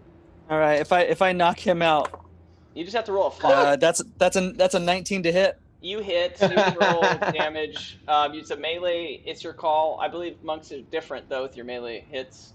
Yeah, it's. I mean, if it's a full-on unarmed strike, it's No, 1d4 plus 3. Just It doesn't matter. We don't need to do damage. You're Okay. not intending to hurt him. Yes, you bop him. Oh. All right. As he's recoiling, I take the artifact. I put it in my pocket. I run and I pick up I assume like Rufus is torn up, but he's still like in one piece. Like what is? Yes. So he has been bitten and clawed savagely. Okay. The dog is not alive, but is in one piece. You could pick it up. It's not anything horribly gross in that sense. Okay. Yeah. I mean, I want to pick it up and Yes. turn and just let's get out of here. Okay. So I go and I pick up the dog. I was like, we need to get out of here right now, boys. Let's go. And I want to take off in the opposite direction. Okay. There's a fucking owl beast right there. Yeah, and it's like up in the air, like now, like almost upside down. You just hear like this roar, like it's very upset. I kind of start shuffling away, but I'm not very graceful, so I'm kind of running like.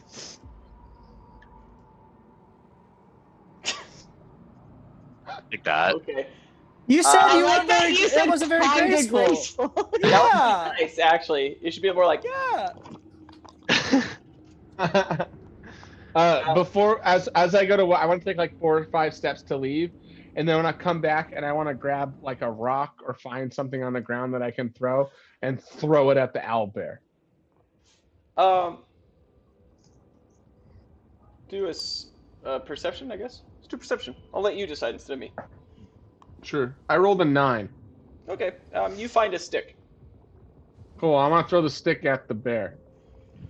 Okay. You grab the stick, and for your action, you would like to throw the stick, and then we'll make an attack roll. I'll give you just any attack rolls that you do for the rest of the day. Just +1. How does that sound? Okay. I rolled a 3 total. Yes, the stick like hits a tree in front of you. I mean, yeah, bear. That's what you get for Rufus. Thank you, Baron. Let's just keep running, Baron. Just keep running. Oh. We don't have time. Okay. Let's go, Baron. We're gonna die. Okay, let's go. Let's As go. they're running, I just say to myself, like, how many times do these kids face death every day? This is It's a pretty common occurrence, if we're being honest. just nonchalantly. Shit's just so funny because Austin kind of decided how horrible Sam's character would be, and he's just been rocking with it since he told me. I didn't decide Yeah. that, Sam. I You feel just like didn't his see first Sam's words, though. face when he was standing at the door. Yes, but he had not said anything had- yet. But, yeah, you're right. But who knows at this point? I mean, okay. Oh, Eric, well, we'll know when I go back and watch the stream and blame Austin for it. make an acrobatic. I want to go back. I want to go back and watch it and watch you and I like multiple stream to where both of us are like, who's gonna talk first? Who's gonna decide what these two That shit dudes was are funny. like? Yeah, that whole first standoff between you and I is gonna be something. What's great is everyone else watching, including Miranda, Austin, and I, we're sitting there like, they're broken. They're broken. What are they doing? You're right just now? both very scared. I mean, I made it very the clear. problem is you're not wrong. Like we're Yeah. definitely guys broken. And we're just sitting there like, yes, there are 2 boys at the door. You open the door, and there are 2 boys. And you're like, That's Nothing. exactly what Sam looked oh like. my god. So here's the deal. You guys all need to make an acrobatics roll just to see if you trip in the dark running through a forest. And in the I'm dark, not on the 20'd. floor. Let's go. Cool. Everyone drink. Also, for everyone at home, cheers. Drink it. Here, Drake. I got a 21. All right. Yep, I figured you wouldn't fail that one, which is great because you'd lose concentration. So you're running, Oh my god. and so is Baron. You guys both are fine. However, Carlfelt is running, trips on some like tree root. Some people might call it a rut. and you trip on this, and you like hit the ground. You're gonna take 2 damage. I don't even know. He's unconscious. I'm just kidding. I'm I'm like say 5 this. health, maybe. Yeah. Okay. You guys both have 12 health. Okay. Okay. Great. And you take 2 damage as you hit the ground. But then you're like, it's like Family Guy. You're like, ow. And yeah, you hit your forehead, and you're bleeding from your forehead.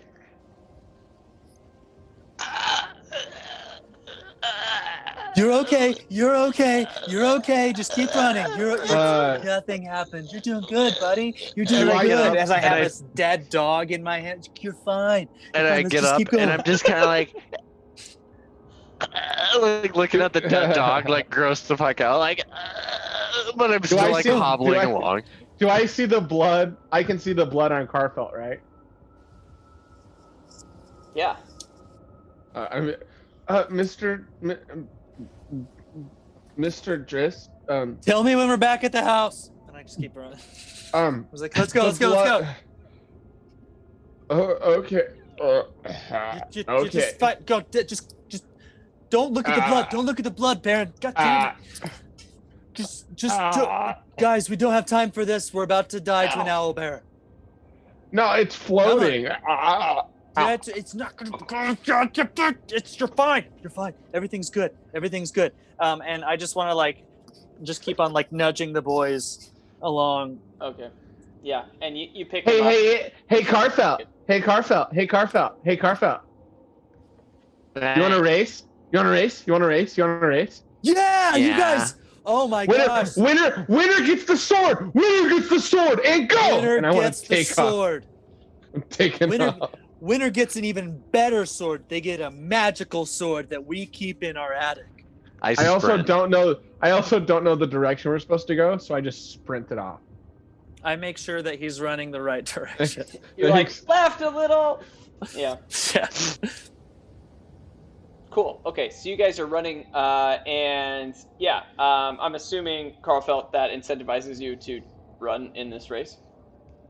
Yeah. Oh, I'm going for it as hard as I physically can, and I don't even feel my head or my concussion at all. Nope, you're good.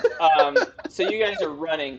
You guys reach the tree line, the edge of the forest, and you run out, and then you're about like, I don't know, half a mile away from like the farm or something, or roughly about that far. And so you can see the house at this point. So the boys are taking off. Eredris, you notice a like a light kind of almost from the left.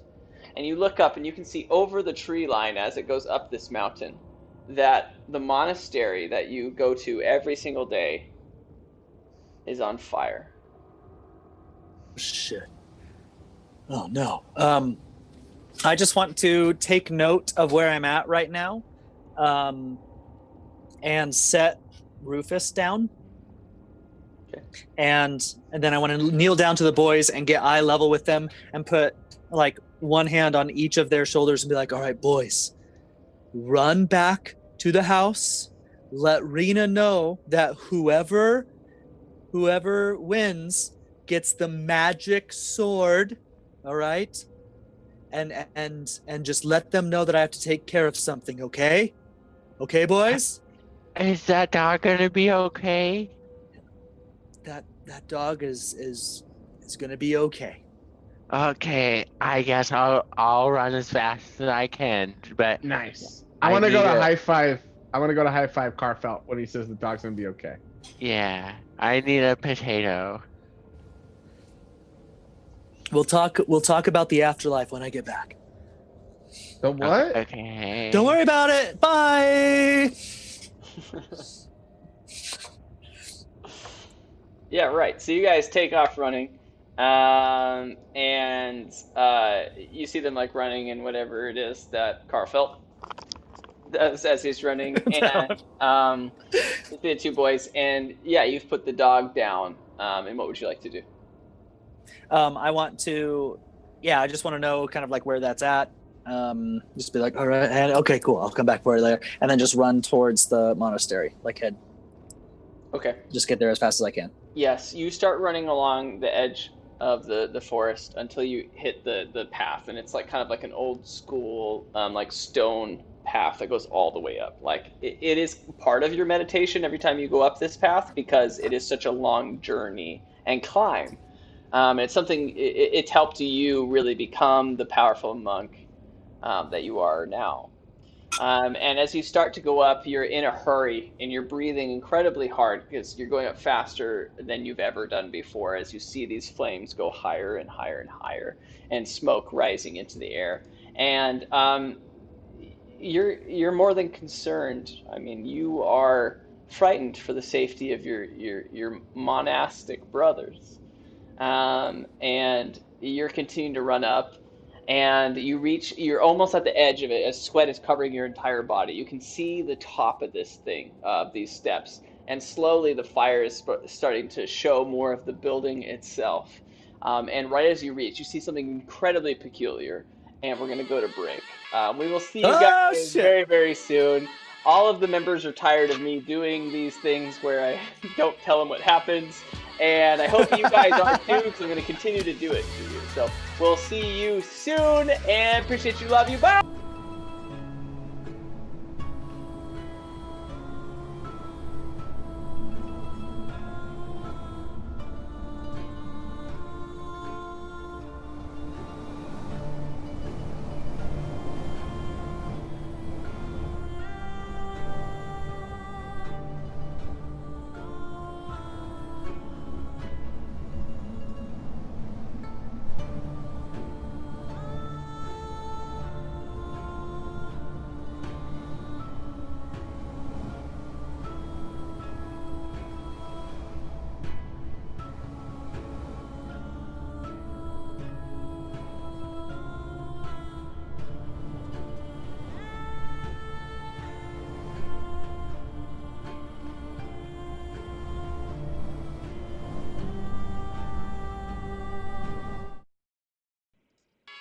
Hello, we are back, and I literally just talked so that everyone knows that we're back. Miranda, take it away.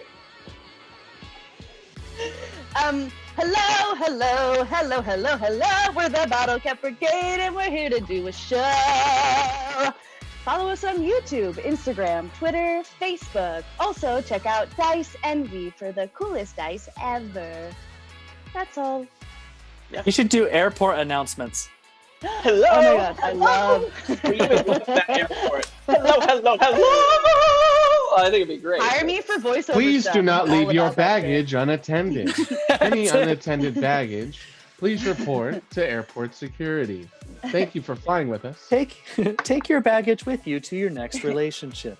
Get your ass to the terminal before the gates close. Yeah, right. Well, let's dive back into the session, if that's cool with you guys. I mean, sure, man. Ergis. Yep.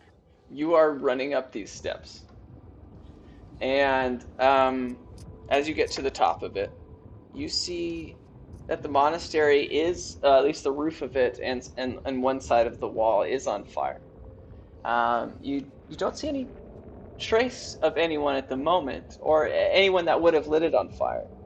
All of the monks are gone. There's usually about 10 or so when you're there. And it's just it's a pretty large building, and it has an open doorway, so there are no doors ever at this monastery.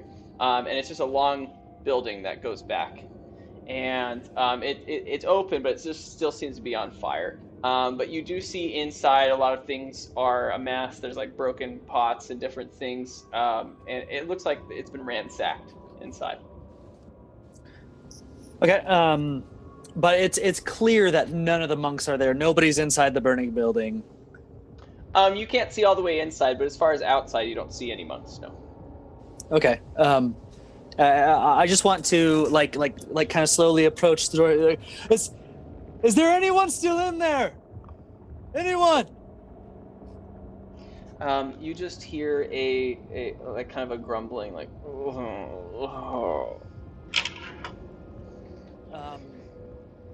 But I can't see through that. Are you looking inside the building now? Yes. Okay. I'm like looking inside. I kind of want to just like scream that into the doorway. So like Okay. just trying to block my face from any debris as I do that. Yeah. Okay. So you yell into this place. You see the whole place is just a mess. All like the tapestries on the wall are like torn or broken down. I mean, a lot of everything is busted up, and it's just a mess in there.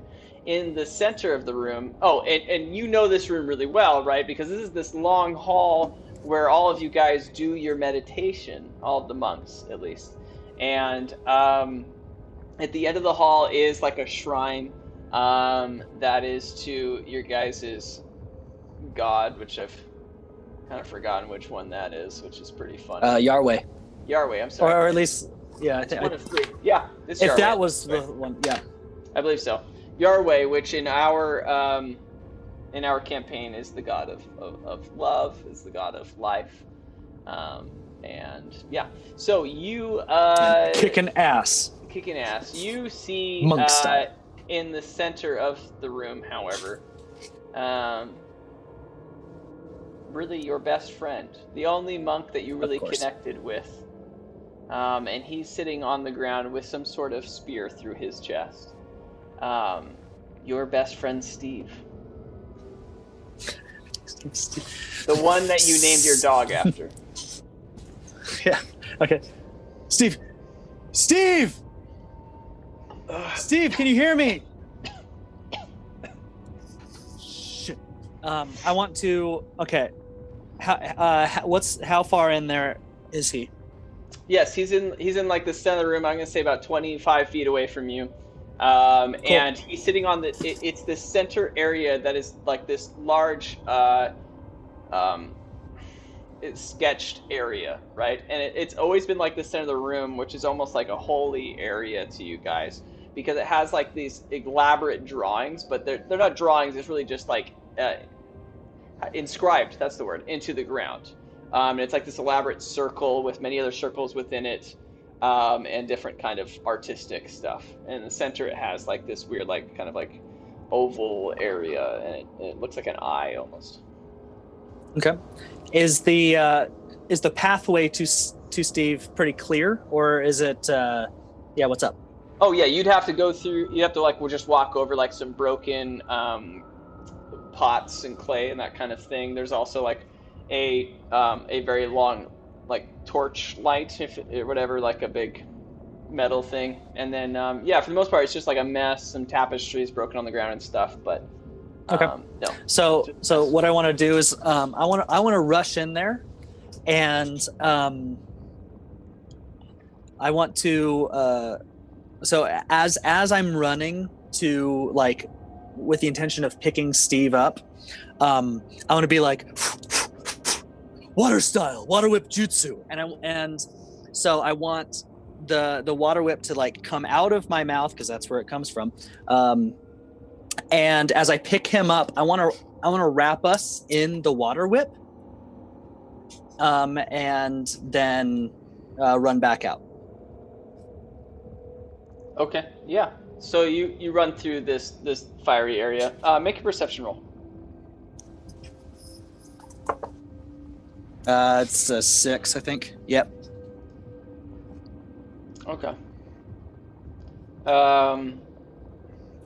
You start to run out with his body, and as you're doing that, you notice on the ground something that you've never noticed before.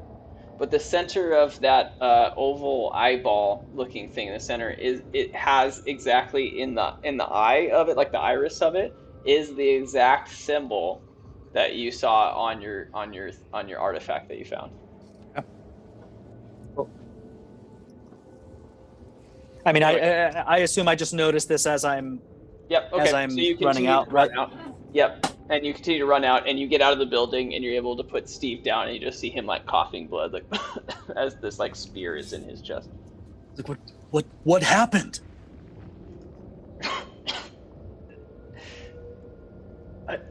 they just they showed up out of nowhere. These fiery beings.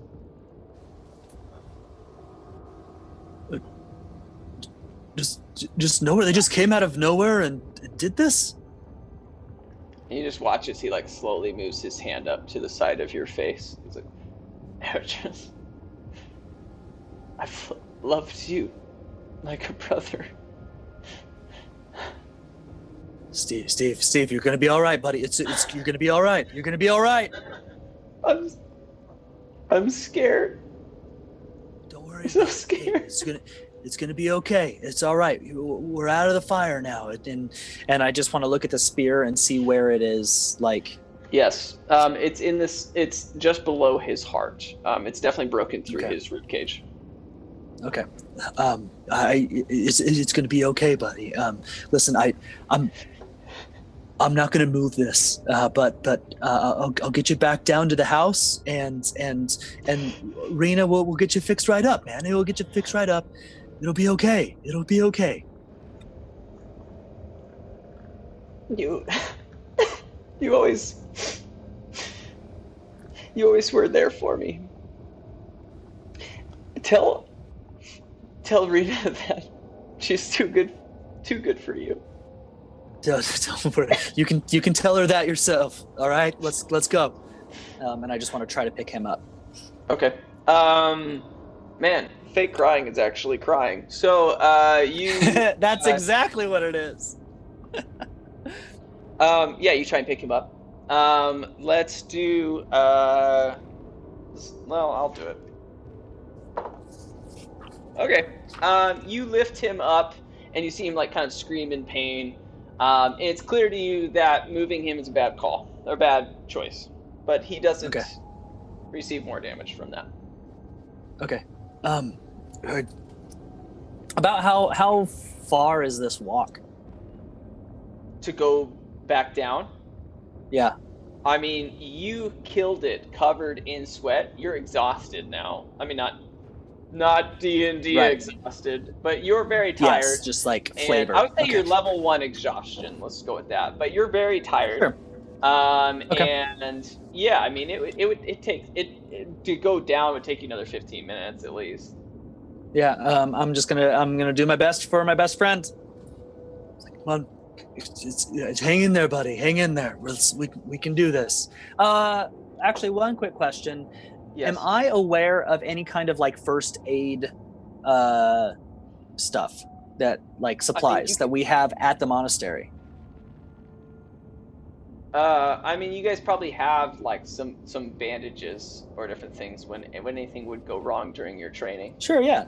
Okay. Well, in that case, I want to go to where that is. And grab bandages and like any herbs that we keep in stock or anything like that. You know of a tea that you guys often make. So there are, there's like a pot of like these dried herbs, and these herbs kind of like generally like chill you guys out. It's basically an anesthetic. Thank Anesthetic, you fucking god. An aesthetic anesthetic. Anesthetic, and yeah, kind of chills you out. I mean, one time, it's milk of the potty. Yeah, it's milk of the potty. One time, one of your the potty drank way too much of it, and passed out. And since then, you guys have learned that that's something that definitely can't be overdone. But you could use those dried leaves in however way you want. There's also bandages for wounds. I'm going to say the back left corner of the room, near the shrine to Yarway. Okay. I want to. Well, I just. My plan is to grab some of those leaves and bandages before I leave. So I want to. If I want to head up to the door, or if there's like a window or something that might be a little bit close, I at least want to scope out the pathway and try to determine the path of least resistance. To get there?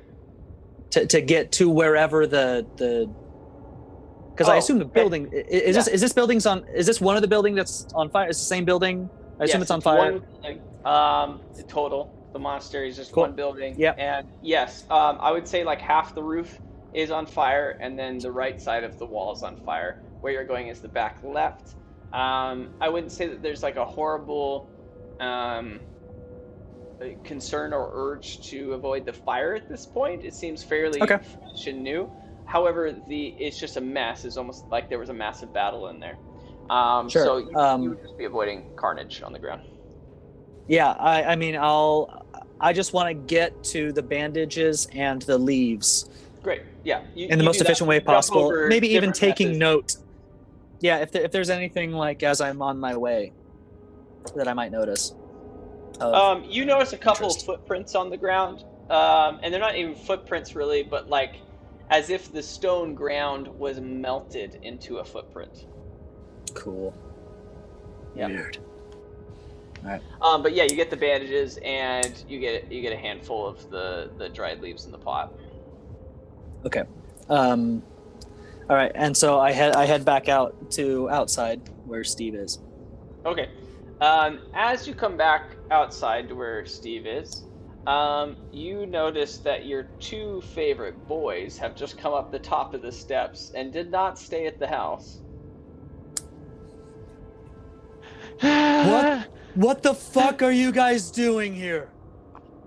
But we saw we're here. It was a lot of stairs. Boys, this is a place for adults. This is not safe for you. I am an adult. I'm 8 3/4. Shut up! You're not an adult, and I want to shove him. Boys. This is not a good time. I want to walk over to Steve, and I want to examine the spear situation again. Is it all the way through him? Has it just punctured him? What's going on with it? The spear? It is all the way through. So like all the way out the back end. It is fully just because Steve through his rib cage. Yeah, out right. the back of his body. Yeah. I want to take my belt off and like have him bite down on it. Huh. Oh yeah, it's gonna get sexy right now. I was like, what? Yeah, I want to take my belt off and have him bite down. It's like, Steve, just bite down on this. And then I want to break the spear as close to his chest as possible. Leave it in, but just break it. Okay. Let's do a medicine check. Is he okay? What's going on, Mr. Driss? He's going to be fine, boys. Just give me a moment. Just go throw up away from the fire, Baron. I like blood. Then don't look at it. I like it. Then touch your face. And so, I want to break the spear as close to his chest as possible. Okay, what was your medicine check? Let's find out. That's not good. 6. Yeah, okay. You snap it, and you see a lot of blood come out from his wound. And I just want to like apply pressure real quick. I want to take some of the leaves, and I want to like set the leaves on the wound. I'm operating like I know how this stuff works. So, right? Like, is this? Because I assume that Eridris has some experience with whatever tea this stuff is. I know that, like everything you said before, so... I think that's fair that putting it directly into a wound would probably go into his body. I mean, it is a pain reliever. The idea... So basically what I want to do is I just want to set some leaves on top of, like around where whatever little tiny bit of the spear's poking out, and then I want to bandage it up. Like, cross over. Okay. Yeah, no, sounds good. Cool. Yeah, so it's kind of like a pain reliever. Yeah. And hopefully the pressure kind of stops a little bit of the bleeding, and I'm not taking the spear out. Okay. Yes. Cool. And it does that, and you already did a medicine check of 12 to remove the spear. Yeah. Let's do a medicine check again to see if you stabilize him. Come on. Just gotta get a 10 or higher. Fuck yeah! Oh, I did. I got an unnatural 20. Cool. Yeah, he's stable. I'm gonna say that he is unconscious when you broke the thing, but he is not dying currently. Cool. All right, I just want to lift him up, and I want to be like, say, "Hey, boys, we need to get home. All right, we need to get home. Are you guys paying attention? I just want. What? We need to get home. We need this. Let's get out of here right now. And I want to carry Steve down the steps, not hurriedly, but yeah, I don't want to go fast. Can I grab the spear, like the leftovers of it, the sharp point? Oh, yeah. Yeah, Well, and I want to play with it. I'm seeing the messenger stuff. I have the artifact in my pocket. No, I know. Okay. Yeah, which one of you guys took from him when he first found it? Me. Baron. Okay. Yeah, because I tripped over it. Well, but did you take it from him after you picked it up? Because someone picked it up and Yeah, the I dog. did. Okay. I grabbed it subsequently, but I don't know who ended up with it. No, Austin has it. I felt just has it. Yeah. Carfelt took it from Baron. Baron got it first. Okay. And then Carfelt took it from Baron, and then the dog took it from Carfelt. It's exchanged some hands. Why don't we just do this? Baron and Cardfelt make a perception check.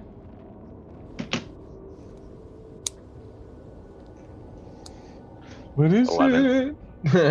I got a 3. Carfelt, you find yourself unnaturally interested in the monastery. Mr. Adris? Carfelt, we don't have time for this. Look, see this man right here? He's hurt. He's in rough shape. Let's go, buddy. And I just want to like nudge him. I want to resist. I really like that temple. It's very pretty, but it's on fire right now. Yeah, I like fire. I like blood. I want to frickin' like military carry. I want to move Steve to where I'm like military carrying him.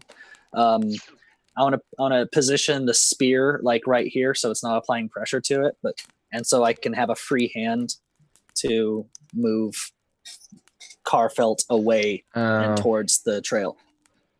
I thought the spear was already out. Sorry, never mind.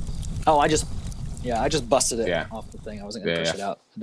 I'm not like very strong or large, so I'm gonna like continue to try to walk towards the fire and the blood. But I just want to, inevitably getting drawn back. I want to grab him by the scruff of his shirt and just like, it's like, Baron, let's go. Wait, Mr. Just Carfelt, what's up, buddy? What's going on, man?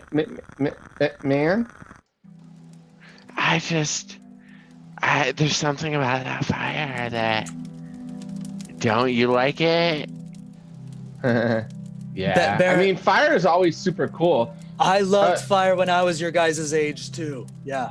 Wait, Mr. Drift, did you go through the temple? Is there anybody else inside?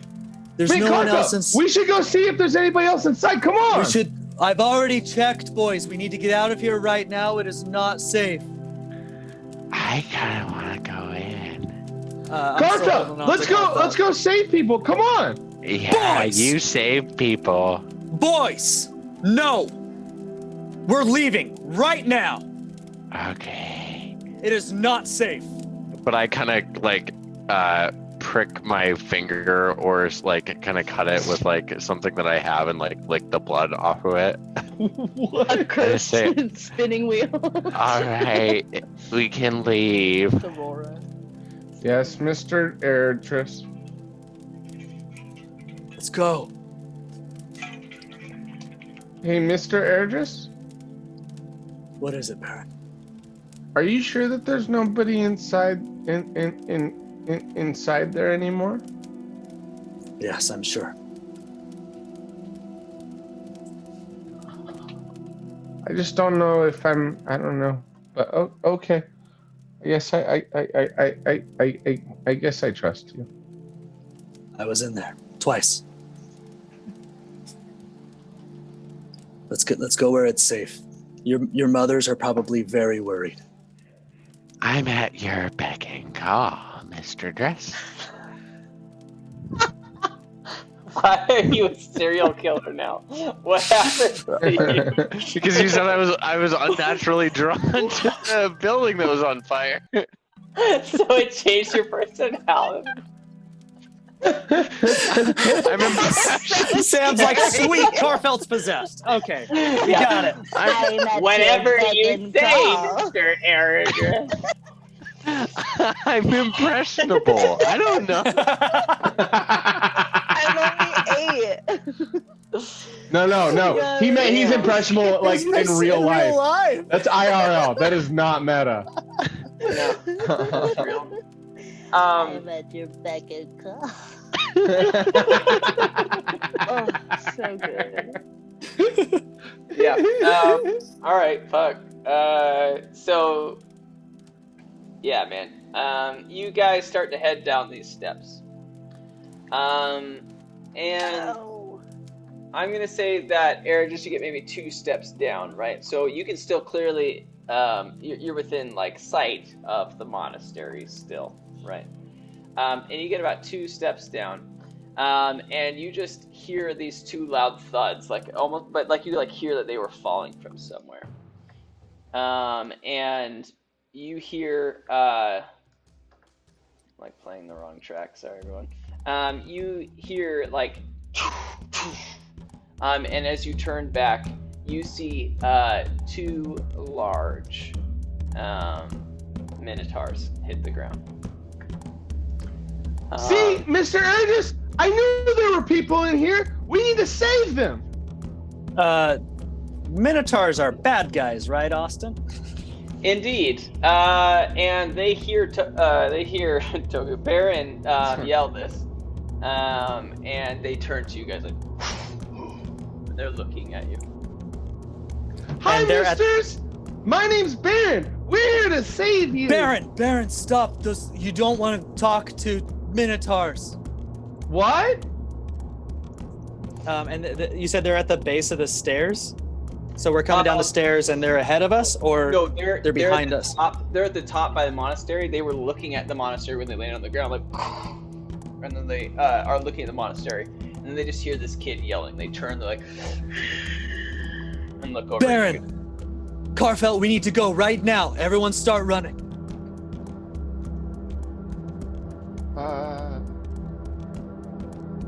I'd like to say, Mr. Driss, before we leave, can I spit on one of them? No, you can't spit on them. That will make them angry and they will hurt you. Do you guys want to get hurt?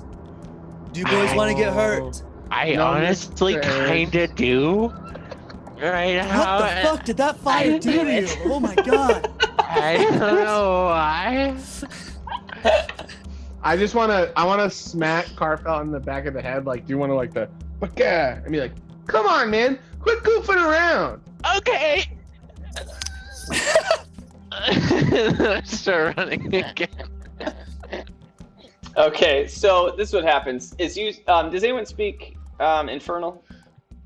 No, do I? Anyone? You're asking 3 characters that you made like definitely that does. we've never played as. Two. We have no idea. Does Eric? We didn't even know how old the dudes were. Yeah, you could Yeah. just be like, hey, Austin, do you speak Infernal? Carfelt You're for sure right. does now. You're right. Can Austin. Carfel kind of have like the basic sentence structure down? Like I know Spanish, like Carfel knows Infernal at this point. It's like Austin's you know like, Spanish, but I they're just speaking wanted French. you interested in the fire. That's all I wanted. Was to be interested in the fire. You don't know Infernal now. That big of a character. Okay, assuming that Eric just doesn't understand Infernal, Certainly I don't. the 2 8-year-old boys that grew up in a happy, calm, nice place on the planet also do not understand Infernal. I like blood now, though. Oh God. Yeah. All right. You hear them like talk to each other. One is holding like a big axe, and the other one seems to be holding some sort of staff. The one with the staff, like they say, and you don't understand what they're saying, like whatever, and then points that way. The one with the axe turns to you guys and starts to walk. Takes 2 steps. You see it like jump into the air and like disappear above the trees. And you watch as the one with the staff then turns and goes into the monastery. Yes, what would you guys like to do? Mr. Andrus, he's going into the monastery. We need to save him. We can't. No, that's a bad guy, Baron. That's a bad guy. He wants to hurt you. He wants to cause you harm. Then why did he go into the monastery? It's not something we can deal with right now. We need to go. It's not safe. Mr. Ergis, you seem like a brave hero type of guy. And I don't think that's a very hero-like thing to do. We should save your monastery. It's on fire, Baron. The whole thing is on fire. Yeah, but it's not burnt to the ground yet. You're giving up. Baron, do you know how to put... I'm not going to argue with you. I'm not going to argue. Fine. You are 8 years old and you have no idea what you think you want to spit on shit, and that's all you know. We need to get out of here right now. I want to just... Want to go with Mr. Dress. I want to chest up to his knees and be like, somebody should be the adult here. And then I want to turn like I'm going to run into the monastery. And I'm gonna try to tackle him and just say, we have to live for another day. I have plans now. I got a question. What? What are your plans? I have a question for Rena. Yeah, go ahead. Rena, what's our signal? You tell me, baby. Is it something that can be seen from a hillside, or is it? Yes. Oh my God. All right. Yes, it can. I do the signal to Rena that we need help. Interesting. What is the signal then, Rena?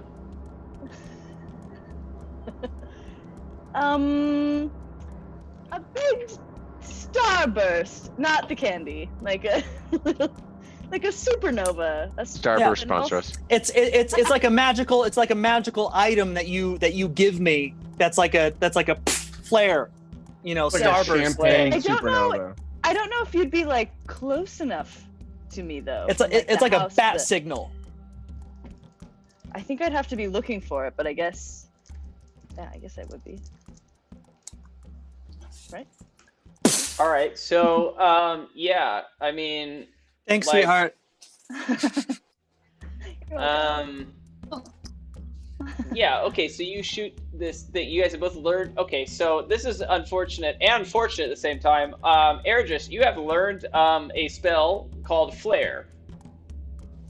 And Nice. you apparently know this in real time now, and it is something that you and your loving wife worked a long time to figure out, and you can now shoot a flare into the air, and it is a spell that you know. I'm cool with that. Yeah, that makes the most sense to me, so I'm doing it. Okay, I will not argue with that because I'm gonna get creative with it. You certainly are. It does Just zero cap damage. Absolutely zero damage to anything, and it's completely not real. I'll say that. Can Carmel see the flare too? I mean, if he does it, then yes, you would be able to see it. Sorry, I misunderstood. Yeah, I cast the flare then. Wonderful. Yes, you all see the flare. Baron, he can make fire. That's not important right now. What's important is we need to save those monasteries. What, Austin? What? No one is in You just there, felt Baron. like you wanted to go check out a room. You're not now fascinated with fire and demonic shit. That is You not. can't control that. You can't control that. Can we do a one shot with Carfel that he's older and Baron, he's this creepy ass Austin. investigator? Or DM. I am chest to Eredris. Yes. Can I see into his pockets or anything? Can I see the artifact I tripped over? Oh wow. Let's do a perception roll. Okay. I rolled a natural fucking 20. I knew I was gonna have I had a feeling. And this is just perception, so. Yeah, it's a pain in the clearly ass. see in his pocket. Pay me up. That like you're like, oh, that's where the thing is. It looks just like the shape. Of I want to do it. Hey, Mr. Eredris, what's that? And do the classic, like, make him look over there, and then I want to try and steal the artifact. Okay, so the first thing we're gonna do is a deception against Eredris's perception. Okay. I got mine.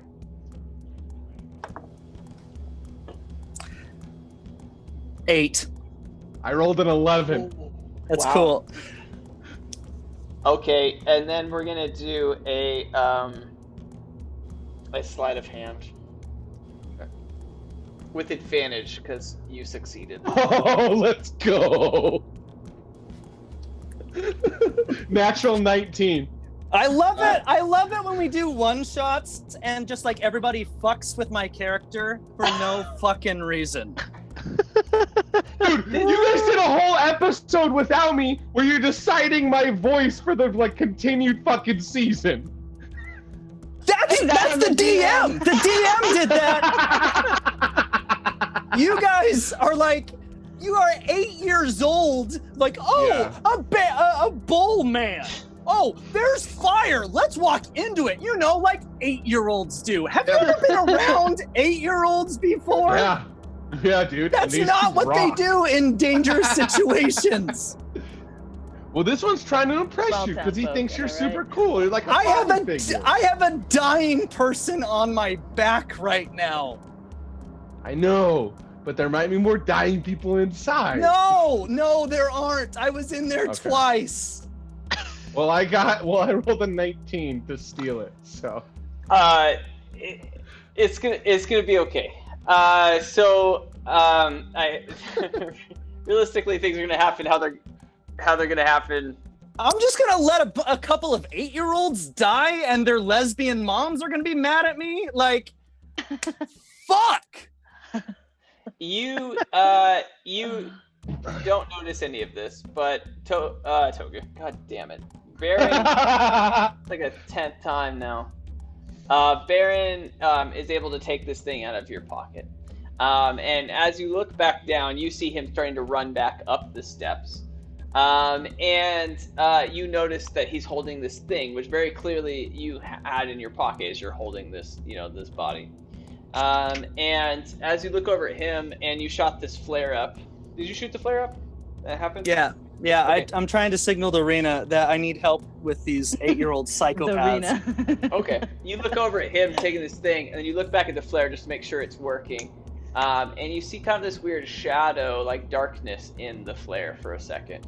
As this Minotaur lands about halfway down the pathway in your way. And it's like, you see it holding its axe. You just hear as it starts to take steps towards you. Mr. Driss, it's scaring me now. I don't like it. I just like blood. Stay behind me, Carfel. I want to set I want to set Steve on the ground, and I can take care of Steve. I can take care of him. And I sit on Steve and try to do CPR, but I'm very small. I want to be like water style, water whip jutsu, and I want to frickin' water whip at the Minotaur. Okay, what do you want to do? Water whip? So yeah, water whip. So it's the idea. What I want to do is have it like wrap around his neck and pull him to the ground. Oh shit. Oh shit. So he needs to make a, I believe it's a dex save. Yeah, it's a dex save. and my DC is 11. It's 11.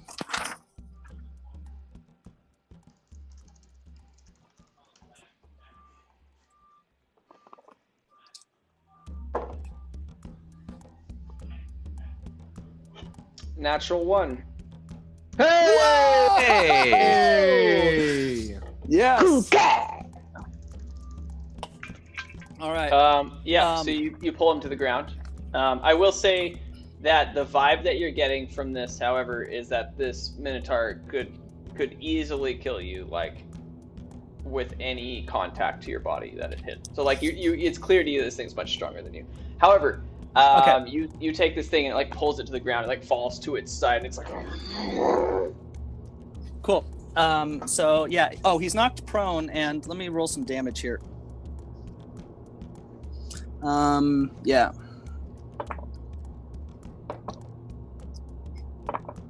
He takes 15 points of damage. Bludgeoning. Hell yeah. Awesome. Yeah.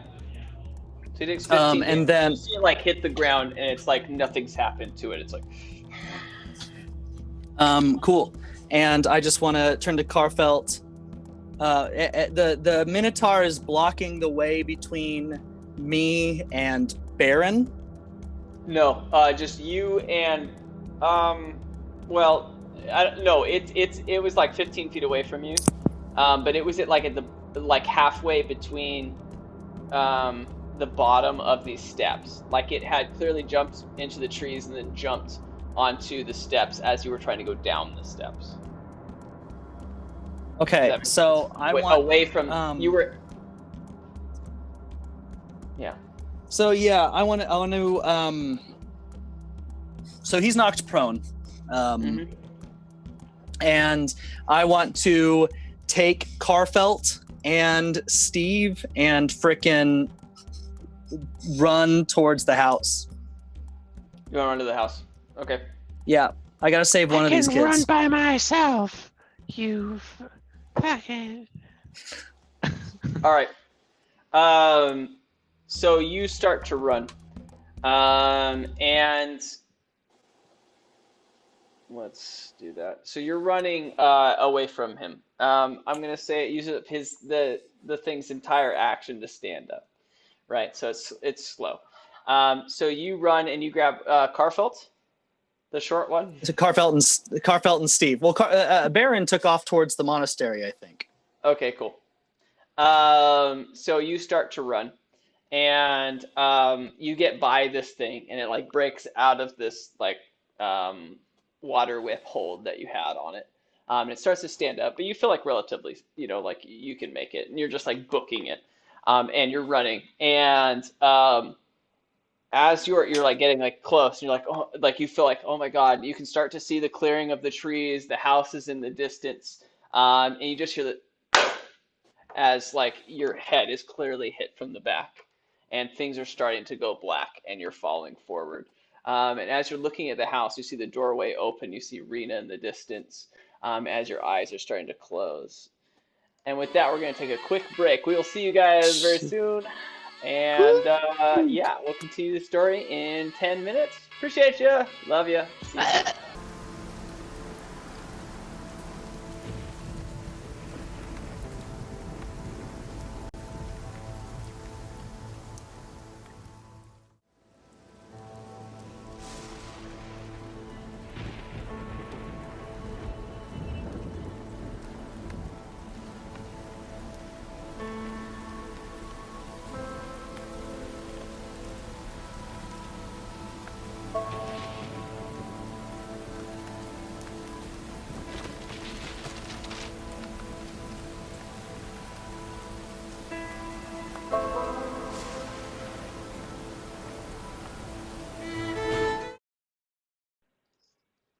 Hey, and we're back. I was struggling to get things to work, but they're working now. Sam, would you like to say anything and hopefully not be the character you've been all night? Oh yeah, I'll stop that because God knows we're all fucking tired of that fucking future serial killer. Thank you all for watching our stream and still participating at this late hour in your eve. I would like to propose that you go to our Twitch, because away from the 50 follower mark, which is a big deal in Twitch town. Also, I would like to propose that you go watch our YouTubes. There's a series to help you fall asleep. I engineered it myself. Also, I would like you to propose to continue to tune in to watch some of the amazing content that we have planned. Miranda, wonderful Miranda, was just talking about a wonderful idea that she had for some future content that we will be doing. He's been getting really like into his character. I'm at your beck and call, Mr. Dress. Beck and call. All right, good God. Ergis, you slowly wake up, and you're like, you know, almost like you're hungover, like your eyes hurt from the light, and you're like slowly opening your eyes, like, oh, and it's just like this ringing in your head. And Ergis, as you open your eyes slowly, you see that you're in the center of the monastery again. The fire's been like put out, as far as it's no longer a constant flame, but you can tell that the roof is charred and destroyed. And it is the next day, or at least the morning. And you can see in the monastery that the center of the area that has that kind of area that was sketched into the ground, encrypted into the ground, was it had that piece put into it, that artifact that you found, and it was like turned and it was like opened, and seems to be some sort of series of steps heading into the basement. What would you like to do? I just get up and it's like I kind of touch the back of my head a little bit. I assume it probably hurts. And then, I look over at the stairs, and I walk towards the stairs. I walk downstairs.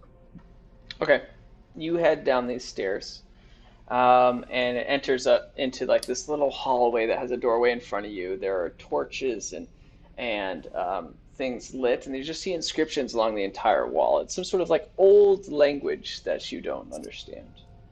And you continue to go through this hallway and through this doorway. The doorway opens up into this much bigger room. And you enter into this larger room. And it's kind of this half circle of a room. Okay. And you enter in on the curved side of that circle, and when you enter in, there are several like pillars that line the edge of that circle, and it's steps that go down in a half circle, right, that head into this lower platform. And at that lower platform is this it's like this large giant statue to Yarway. And Yarway, this statue was holding something, but you can tell that whatever it was holding is now gone. But it was holding something, and the room seems ancient, incredibly old. And yeah, you can almost feel like a stillness in the air, just like no wind or air moving through it. What would you like to do? Do I notice any sort of any symbols? God, or is it like the hand thing from Pan's Labyrinth? Is that what you're doing? Because I don't like that at all. No, it's something else. Okay, good. Oh, fuck. And there's a table full of food, and if you eat any of it, you have 2 minutes to get out of the room. Any symbols? There are, yes, the walls are lined with some sort of inscriptions. You could try and invest. It'd be more of a history check if you wanted to check it out. I want to check those out and see what they're all about. And that's a hokey pokey. Okay. Randy gets it. Oh, that was a good flow. So history check them. That is that's an 18. Nice.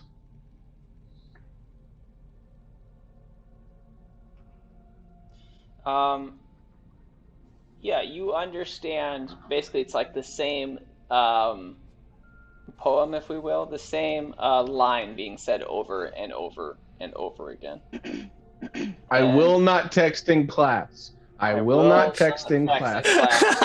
It's Bart's handwriting. Yes, Bart. And you're on a skateboard now, and okay. So, 6'9". Yes, it says, from a rough understanding, it was something like, in life we are fed, but Yahweh brings back the dead. Or in Yahweh brings back the dead. I can't tell if this is but or in. I just can't. It's kind of hard. I don't recognize. It's either but or in. It's crudely transcripted at best. Make that really clear. And this totally contradicts my understanding of what Yahweh is all about, because that's not what she does, right? Or is this? To you, Yahweh is really the God of love and life that cares for all things on the planet. Yeah. Cool. I want to walk over to the statue, and I want to look at the shape of the hands and see if I can determine what they might be holding, or what they would be holding if something was there. Yes, it's very much a statue, and it seemed from like the imprints on the hands, which is clearly seems like something has been removed from it. Like you can easily tell that. The cut into the hands is some sort of like diamond shape. Okay. Cool. Sweet. Yeah, I just want to take one last quick look around the room and see if there's anything else I haven't noticed before going back up the stairs. Yes. So you look around the room, and as you search around, you just can't shake this feeling that something's in there with you. And you look around this room left and right, and at some point you just keep looking at this statue of Yahweh. You're like drawn to it in a way, especially through all the times that you have meditated and contemplated the significance of the God of Yahweh in this world and in your life. You're just abundantly drawn to it. And as you stare at this, you just hear this voice in your head, really something you've never experienced, despite all the meditation, despite all of the time you spent devoting yourself to Yahweh. This is the first time that you've really heard her voice. I see you. Dude. How are you? I don't feel so good, but I don't. I feel like there's been a shift. Something seems off. What's happened on your plane? I don't know yet. Are you Yahweh? Do you feel as though I'm Yahweh? I don't know what I feel anymore. And why is that? This room, and just what's happened to me. I mean, what I right guess. now are you experiencing? I'm blind to what you're doing, but I can feel you there. Well, I'm in the middle of a room right now, and the monastery has been burned down, probably by some infernal forces, and there are inscriptions on the wall. I can't really make out exactly what they say, but roughly it's in life we are fed, but or in or but Yahweh brings back the dead. Yes, isn't that true to you? I mean, I never thought of that before. I just, I focus so much on the love that you give and life and being present. Just, I didn't realize that's. A quick question of DM. What was was there anything ominous about these words, or is it like basically the difference between necromancy and like resurrection? Oh man, it seems very true to you. Okay. Yep. I don't know. I focus so heavily on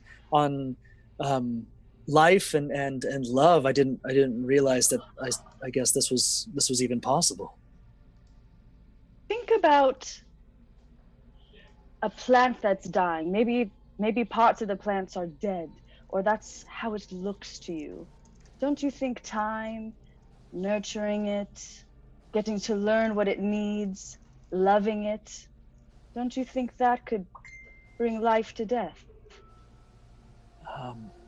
Yeah, I suppose so. I don't understand why this is relevant right now. I mean, there's so much that happened. Oh no! I need to get back home. I need to make sure that my family is okay. There should be a potion. I can sense that there's a healing burst of energy somewhere in this room.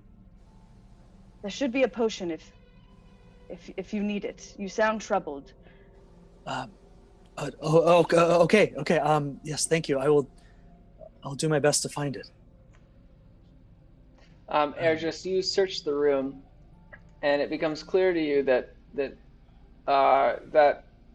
Yahweh, who is speaking to you through some sort of supernatural way, who can't see your plane of existence.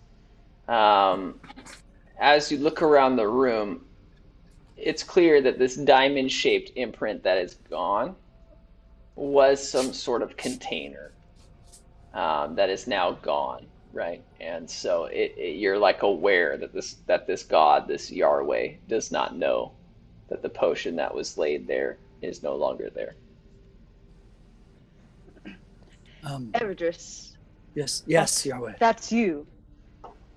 Yeah. Right? I can see yes. you. I can see the aura that's shining from you. Something has shifted in your line as well. I can tread with caution and remember the power that love has, and know that life comes in many forms. Maybe not always on this plane, maybe not in the way we think that they might return, but life always lives on.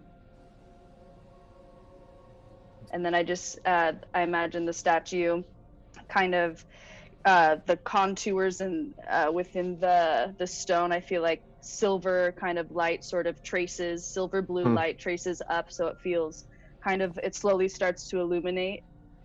And then Erdris, you feel this like this warm sort of like air-like warmth just kind of come over you and kind of calm you for a moment, calm you, center you, and then you kind of feel it leave. But some energy has been transferred to maybe align and clear your head a bit. I just looked up the statue. I said, "Thank you," and I leave the room. Okay. Yeah, and as you're leaving, you watch this statue like become like a different color, like almost like this glistening blue, and you watch as like the finger falls off, and slowly the hand falls off, and the rest of it starts to crumble to pieces. And you leave this room, and you go up these stairs up into the monastery. And you go up the steps, and the first time really looking out the door. And in the doorway, you see the 8-year-old Baron, who has been impaled into the wall with an axe. Clearly dead for the entire night. And you see that over to your right side of the building. God damn it.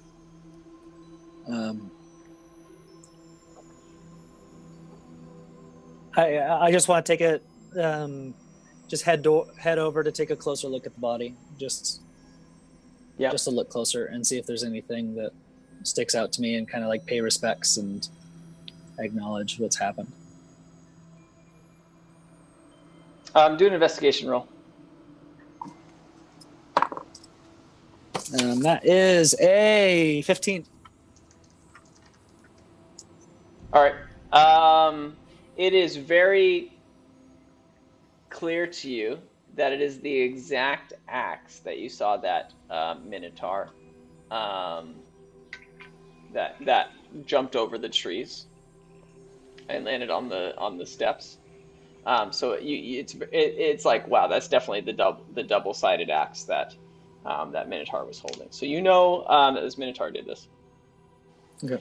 Also, as you approach the body and you're checking out this axe, you just hear this cough and this blood come out of Baron's mouth. And he opens his eyes for a second. Baron, hey, it's okay. It's okay, buddy. It's all right. I just try to like put my hand on his shoulder and just like kind of comfort him in his last moments. Hey.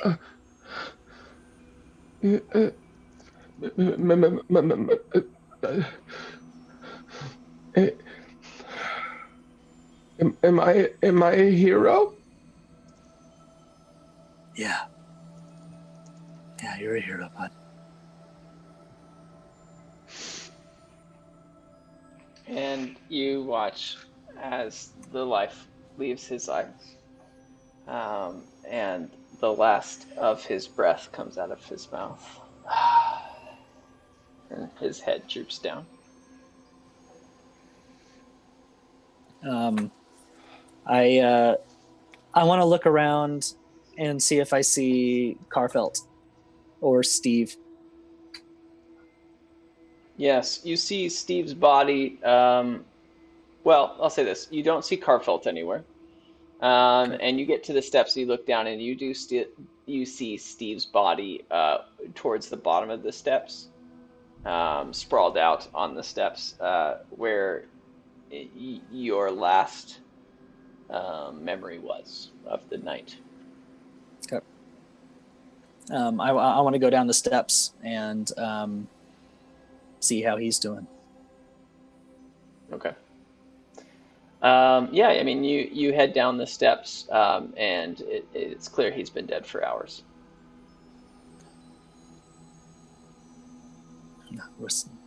Rest well, buddy. I'll be back. I want to keep looking and see if I find Carfelt anywhere. Do an investigation roll. 13. You do not see any signs of Carfelt. However, you do search around and look, and you can tell, or you see that all of your potato farm and your home, which is like maybe a half-mile away from where you are, like not far, definitely within sight as it's flat ground at the base of this mountain, is in ruins. I mean, you see that your crops were lit on fire and destroyed, and your house seems to be fairly beaten up and in wreckage, in ruin. I look up and I'm like, no. And then I get up and I just take off running in the direction of the house. Okay, so you head that way. You. As I Yeah. I guess just just let me know whenever I get to the road that's like close to where like they would be in earshot. Yes. So as you approach, you get closer to the house, the farmhouse that you'd built with your own hands for your family.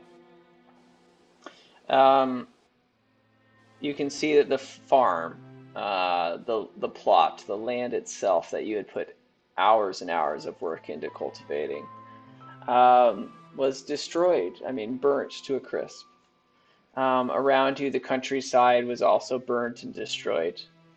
And the house itself just seems in disarray, where some of the walls were broken down.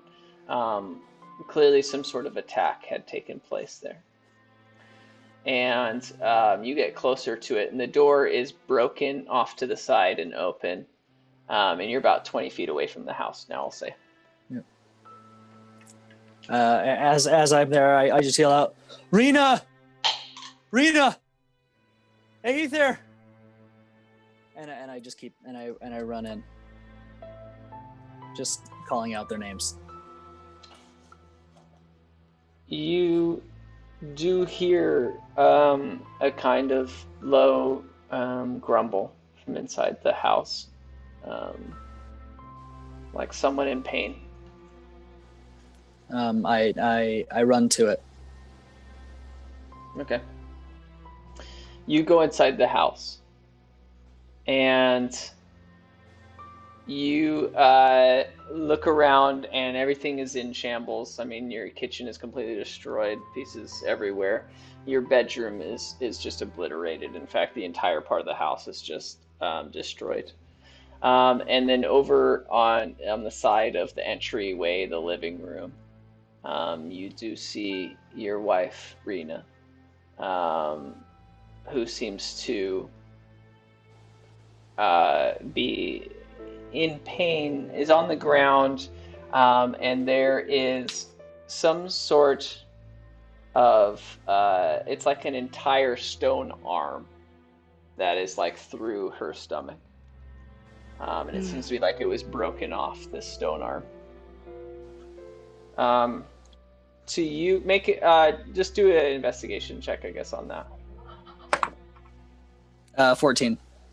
To you, it's clear that it's some sort of gargoyle arm that has turned to stone.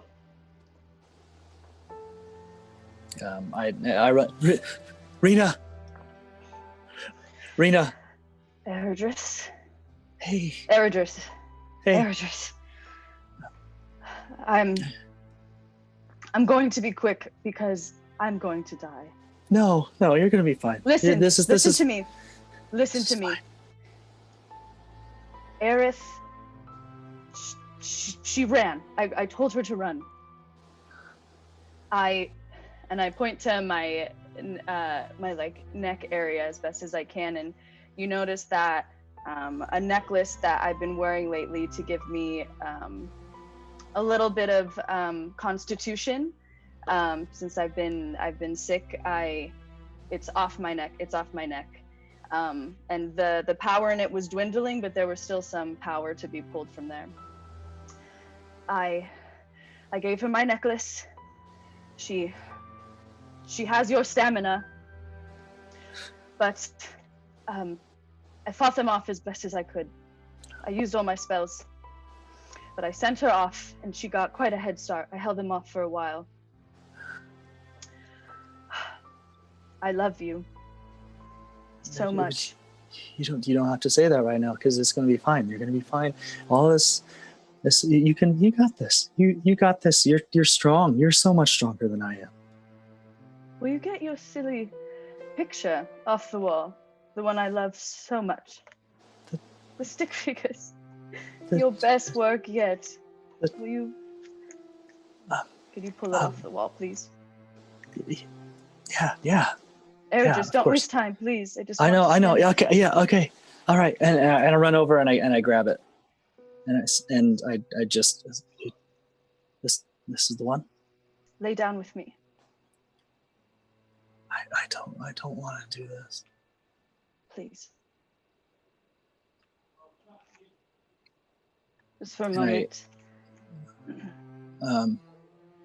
And I lay down just right next to her, and I have like I'm putting my like head right next to hers, and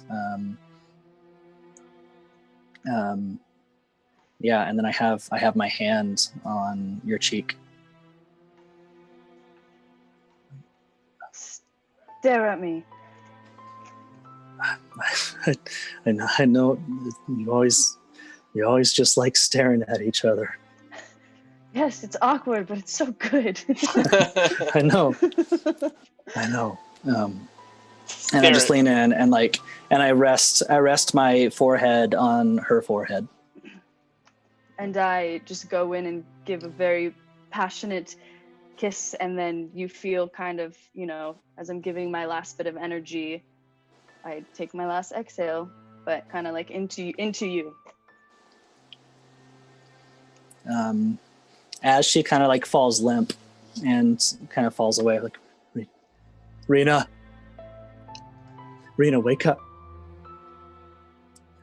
Wake up, Rena, you're good. Rena! And then Air just like grabs her face by with both hands, and is just like in her face, just yelling her name. Yeah. And yeah, you spend a long time with the love of your life in the house that you built for her. And on your way to carrying her out of the house to several, maybe an hour later or so, after you've dealt with the realization of what's happened, you walk out the door and you notice in the sky, just between some clouds, is some sort of floating castle that you've never seen before in your life. And you blink a couple times, pure white. That's all you see as you blink a few times, remembering your time and place. It's been 7 years since you remembered that fateful day, trying to keep it out of your mind every day, day after day, trying not to think about it. You've journeyed the world, wandering from place to place, trying to find clues and answers to understand that day, to understand what happened to your wife, what happened to your daughter. And now, as you're sitting in this horrible, disgusting sewer, Aether stands before you. You watch as she stands to her feet, looks you in the eye, with shame all over her face. And then watch as she jumps over the water into the canal of the sewer and dissolves into hundreds of bats, disappearing down the tunnel and out of sight. You look at the rest of your friends, your closest compatriots, absolutely horrified and confused by what you've seen. Did you mean to say horrified? Horrified. Horrified. Okay. Thank you for calling that out, because I knew it, but I was hoping to get away with it. No, we want to change the mood real quick. Eridris, how do you know her? You know her. No, this can't. No, this is not. And I don't respond. I just I don't remember if I'm carrying to you right now or not, but I immediately just like run into the office that she came out of. Yes. Okay. Yeah, you see about 4 different dead guards, all with clear blood coming from their neck.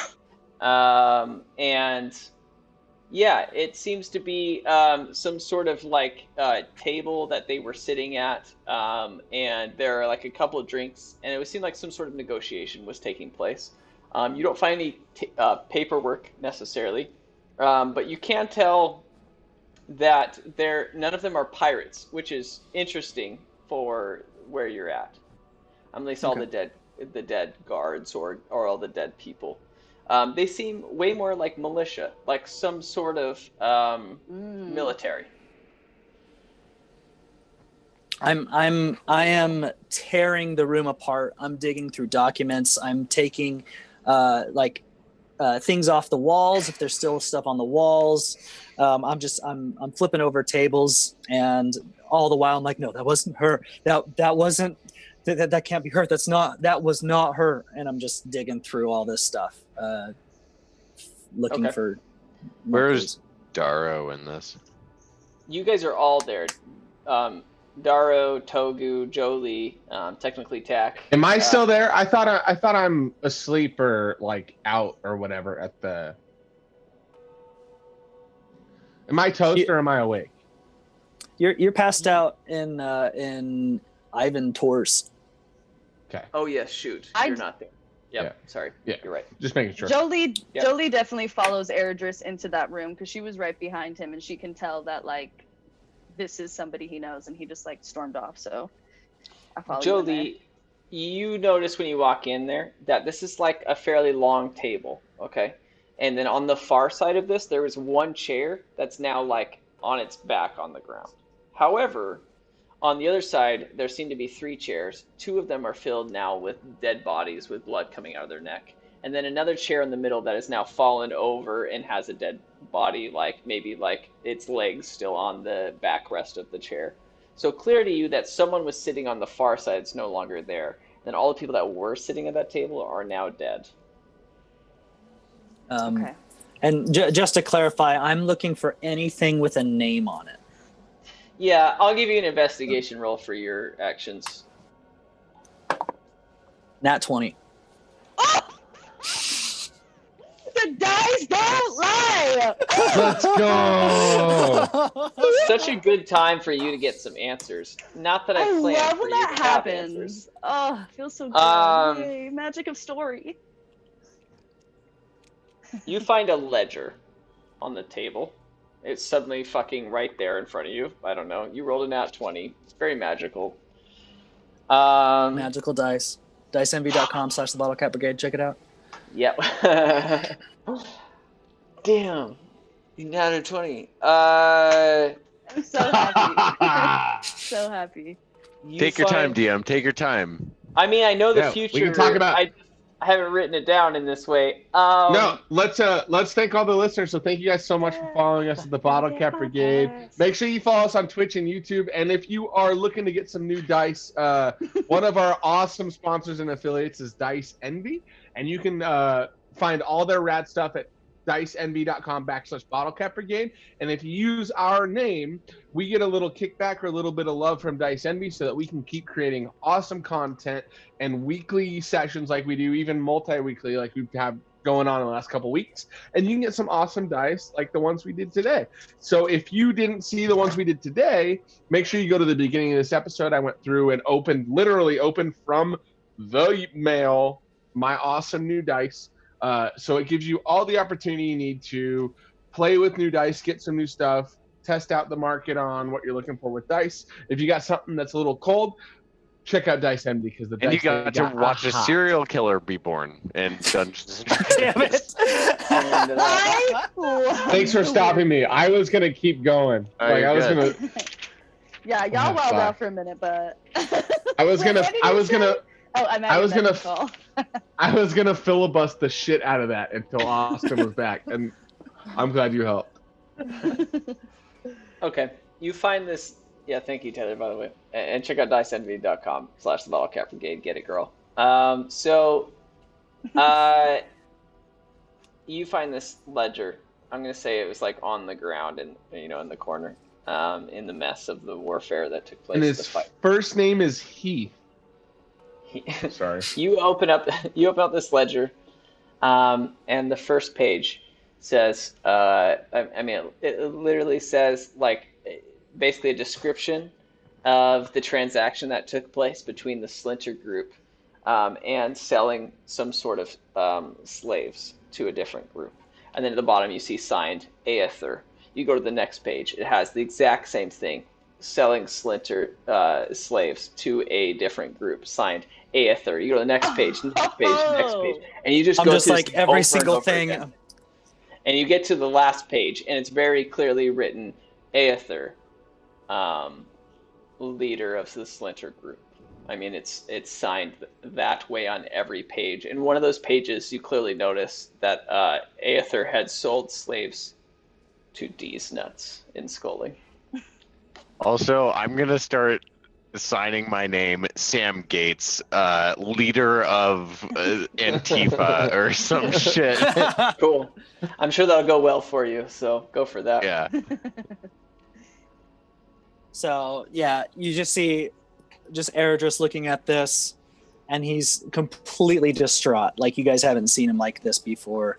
And I put all the papers back up, and I fold them, and I just put them in my pocket. And I guess wherever I go to retrieve Tiyuya, however I don't know if I was carrying her at the time or if I set her down to go do these things. I suppose I set her down probably. Yeah. And I just want to pick her back up and start heading towards the exit. Am I within, like, can I see this happening at this point? Yeah, I mean, Darrow, Jolie, and Tack all saw Eredis run in there. Jolie being in the room with him. Let's do this first before you have a reaction, Darrow, because Jolie was in the room. Eredis starts to pass by you, Jolie, after he found this book and looked through it, and he's clearly like upset. Okay, I'm just gonna keep following him out. Eredris, I know you're distraught, but I'm stressed out right now. We have a lot to do, and I need to make sure that I have somebody else that is just level-headed right now, or else I'm gonna freak out. And I don't know what you've just been through, but I'm scared right now, and I'm real anxious. Are you okay? Do you need healing? Do you need a break? Well, we got to you, yeah. We freed the slaves. I think we're done here. Okay, is this a talk about later thing? Because I'm here for you. Will you be okay to get out of here?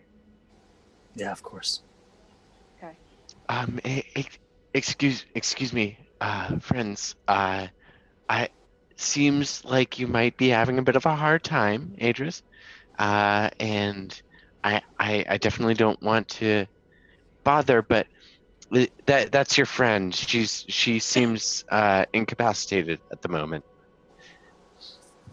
Yeah. Jolie, heal this one. And I set Tiyuya on the floor. Would you like me to put her on my disc? It might be helpful. Yeah, that's a great idea, actually. I hear carrying things is hard, so I just kind of float my disc over to them. I do want to clarify that you left your disc outside, if I recall, with the only... What was the guy that you guys had stolen? The weasel. The weasel. Oh, yeah, so I did, huh? So, concentration ended on that spell. He drops mid-air, and then the disc appears underneath. It's supposed to stay 20 feet from me at all times, It definitely was like, poof. You could recap it. He's just on the ground somewhere in the street. Now, was there any indication of where Aether might have gone, or whenever I was digging through the office, was there anything else in there, like that would indicate where she went? Because not in the office. Had I come across that? Yes, not in the office. You didn't see anything. But what was weird about her leaving is that there is one clear exit, because you guys are basically at a T at the end of this long tunnel. And when you guys got to the end of that tunnel, that's where there were two rooms, right? But as far as the T of the tunnel, they both hit a channel that had bars. There was like no way for like a human being to pass through. Just bars through that sewer. However, she did pass through the bars by turning into all of these bats and just flew through it. So it seems strange over to the right, where you're standing, staring at the long hallway over to the right, that she was able to go through those, because there's no way anything that's big could pass through other than a series of bats like that. Okay. Yeah, I just keep. I'm all about heading towards the exit. And after, I don't know. What's everybody else doing? I think it's time for drink. Would you all like to join me, or?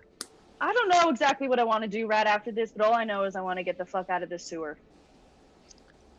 Indeed. So it just looks like you know where to go. I'm just gonna follow you. What happens after that, we'll figure it out. We're going out the same way that we came in.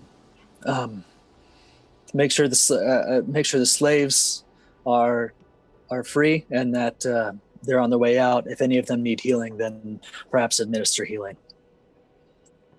We need to clear out this room. I know. Yeah, I know that. Okay. So, you guys would like to heal Tiyuya. So I thought I'd already healed her, or like used a healing spell or something. I don't have my stats up here. Oh, yes, I do. Let me look.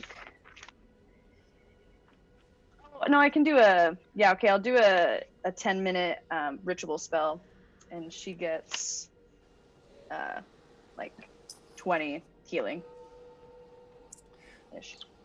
I think, I guess just for the sake of the scene, since we are going to be here for like 10-ish minutes while Jilly casts, I will wait by the exit out, just standing there, watch and contemplating until everyone's ready to join. And I'm just standing over to you, like hands kind of like 6 inches above her, just kind of like meditating and like scanning her body. If I'm kind of seeing Adris go over there, I'd just like to go over to him and kind of like pat him on the back a little bit, but really poorly, and just say, Adris, you seem to have been disturbed by something back there. Are you okay? Or do you need to like talk? Darrow, I appreciate what you're trying to do, but I wouldn't worry about this one. Let's just make sure that everybody's safe. We came here to do a thing. Let's do that thing and figure out what our next step is. We still have friends that need help. Would it make you feel better to pet Ong a little bit? Or... No, thank you, Darrow. Oh, okay. Well, if I can give you any gold, or if you need anything, just let me know, and I'm gonna go over there and make sure everything's okay. I just like to turn around and kind of walk away. Okay, so I want to clarify a couple of things. You guys were in this bottom of this sewer. You head down the hallway. You reach this opening. You go up these ladders, which are a series of like circular areas.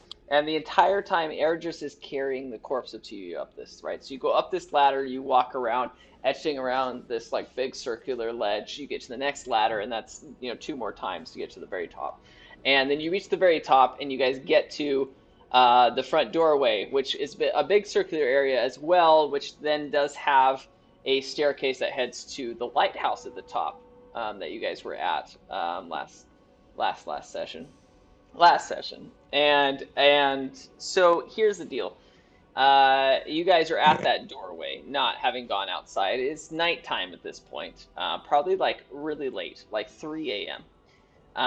And you guys are at this doorway. Jolie is attempting to cast this ritual on Tuyu's body, and you're having this conversation.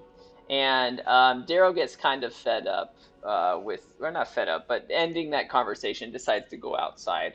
And you open that door, Darrow, and there's this street lamp, which we'll call it in this world. There are street lamps. And as soon as you open the door, you stare at this street lamp, the only light around you, and it's on the other side of the street. And you just see these kind of like fireflies flying around this thing. And you're almost entranced for a second, Darrow, as you stare at this this light. And you stare at this thing, and it's almost like the light starts to expand in front of you. And it grows larger and larger and larger. And it's almost like it's pulsing. And it gets bigger and bigger. And eventually your whole eyes are taken over by the sight of this light. Is Ong with me?